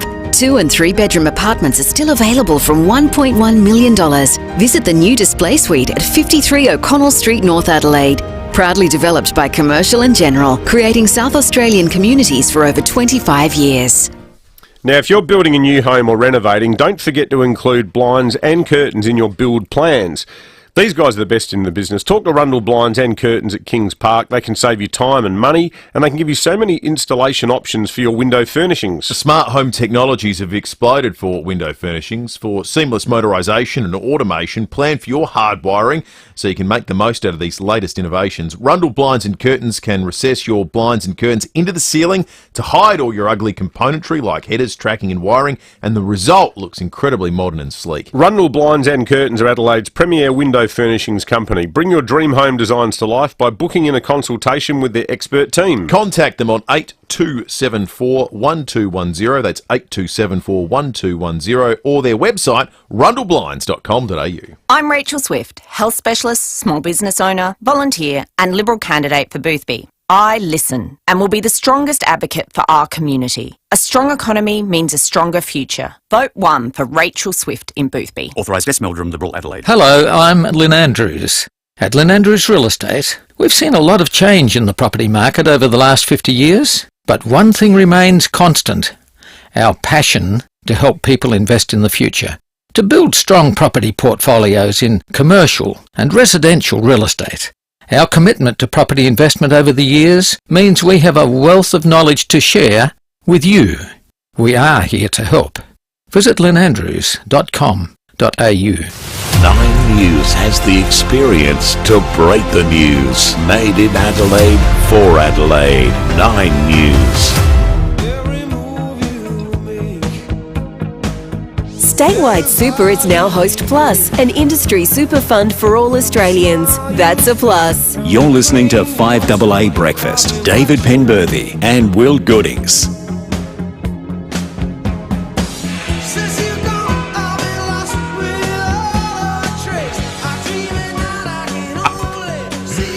Eight minutes to 9, we're going to go behind closed doors in just a moment. But first, the host of Channel 7 Sunrise program, David Kosh, joins us on 5AA Breakfast. How are you, Koshy? Good, gents. How are you? We're good, well, we're all right. We don't talk about football anymore. But, I'm happy to. There are bigger things at play at the moment. Yeah, well, one of them I was thinking over the weekend, we're looking forward to getting to ask you about today on the program, and that is this final week of the campaign, major announcement from the coalition with regard to first home buyers and the capacity to draw upon super up to $50,000 or 50% or 40% of what you've got to try and buy a home. How do you see this working, Koshy? Because at first blush to me, it looks like this is the kind of thing that just drives up house prices. Yes, but you look at the practicalities of it. Number one, in the big capital cities, Melbourne and Sydney, house prices are coming down, and rising interest rates are going to take steam out of property price increases anyhow. Remember, we're talking about first home buyers. So you have 40,000 up to 50% of your super. Now, whichever it is, I would suggest there are very few first home buyers with 100,000 in super, or a bit over 100,000, to take out the full $40,000. I reckon it will be a lot less than that. And in terms of them borrowing more with the extra amount of money, as interest rates go up, your capacity to borrow goes down. That's the other side. Not only do repayments go up, but you can't borrow as much. So I don't see this access to as sparking a big increase in property prices in the future. For a combination of reasons, the property cycle has turned in the big capital cities, not so much in Adelaide or Brisbane at the moment, but you can see it softening in those markets than what it was 12 months ago. And I don't think first home buyers will. There are very few first home buyers will get access to the full $40,000 because they just don't have that much in super. Also, it amuses me, all the special interest groups that come out. You know, Paul Keating did once say, never get between a bucket of people's money and a superannuation fund. Super funds naturally say it's a bad idea because they want that money to stay in your super fund so they can manage it and make fees and all that sort of stuff. So you've just got to take out all the special interests here. My view always is, yes, superannuation is people's retirement, but it is your money. It's not the super fund's money. It's not the government's money. And it's not as if they're giving you access to $40,000 to go and spend on a new TV. It's to invest. They might, the way the polls are looking. Well, yeah. I reckon by Thursday night, if the polls keep going the way they are, you might be able to borrow money so you can go buy a carton of Coopers. I agree with that.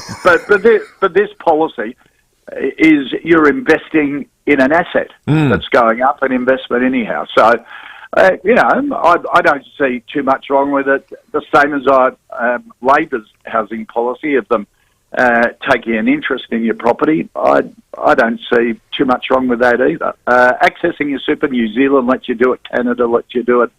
We're not going alone here. Hey, Koshy, this is the last time we'll chat before the election. Have you got a sense of who's going to win? I think it's going to be incredibly... I've got a nephew who has worked sort of on campaigns previously. He now works overseas on political campaigns. He's saying the big issue is that it doesn't seem to be a consistent swing across the country. It's in specific seats. And the independents are really muddying the waters. And independents and anti-vaxxers, would you believe, from all the studies that are being done, the two ones that are swinging it. So, there's no doubt there's a mood to say, hey, we need to change. People have turned against Scott Morrison, and that's he's reflecting in that in some of his comments, saying, I will change under a second term. But it's, there is a sense of change out there. There's no doubt about that. Absolutely. Good on you, Koshy. We'll chat again next week when it's all done and dusted. The host of Channel 7 Sunrise program. Great insight, great advice, and great analysis as always. David Kosh there. Let's go behind closed doors. Thanks to Aussie Fast Transport Solutions, interstate freight distribution, warehousing and local Adelaide couriers. Call Aussie Fast 13 13 64. And when we get behind closed... 13.95. Adelaide's 5AA. This is the Saturday Sports Show. KG and Cornsey.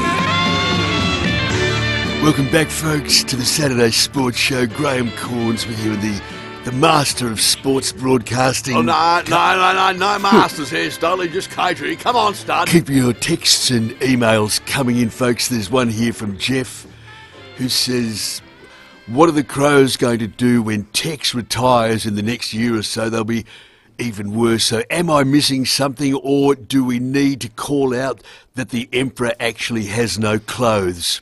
What? You know the old story. No, I don't. The Emperor has no clothes? What Emperor? What are you talking about? The little boy who saw the Emperor naked. Oh, Studley! You have to question what an Emperor was doing with a little boy with no clothes on. He rode past on a horse and wasn't wearing any clothes. Oh, he's a bloody pervert. Why wasn't he wearing any clothes? Because a couple of swindlers convinced the Emperor that they made clothes with invisible material. Oh, well, how the hell did he become Emperor? He was pretty stupid if They told him the clothes could only be seen by clever people. Well, he was a buffet. Well, the point is... And if Tex Walker ran out onto the field with no clothes on, he'd have to go through another scandal. No, they're not saying that. Well, what are they saying? Why can't people keep it simple? He's making a point that... It's like what you said about the sunset this morning. It's a sunrise in the morning, not a sunset. Whatever. You lost me. You said something about sailors. I think you're a bit warped, actually, Stud. I said red sky in the morning, shepherd's warning, red sky at night,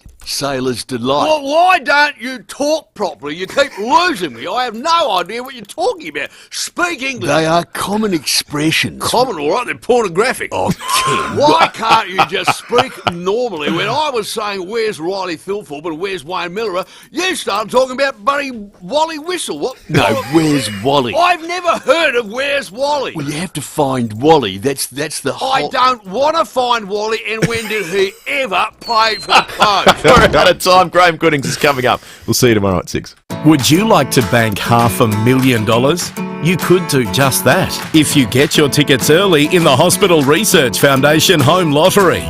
2 early birds will each take away $500,000 in cash. There's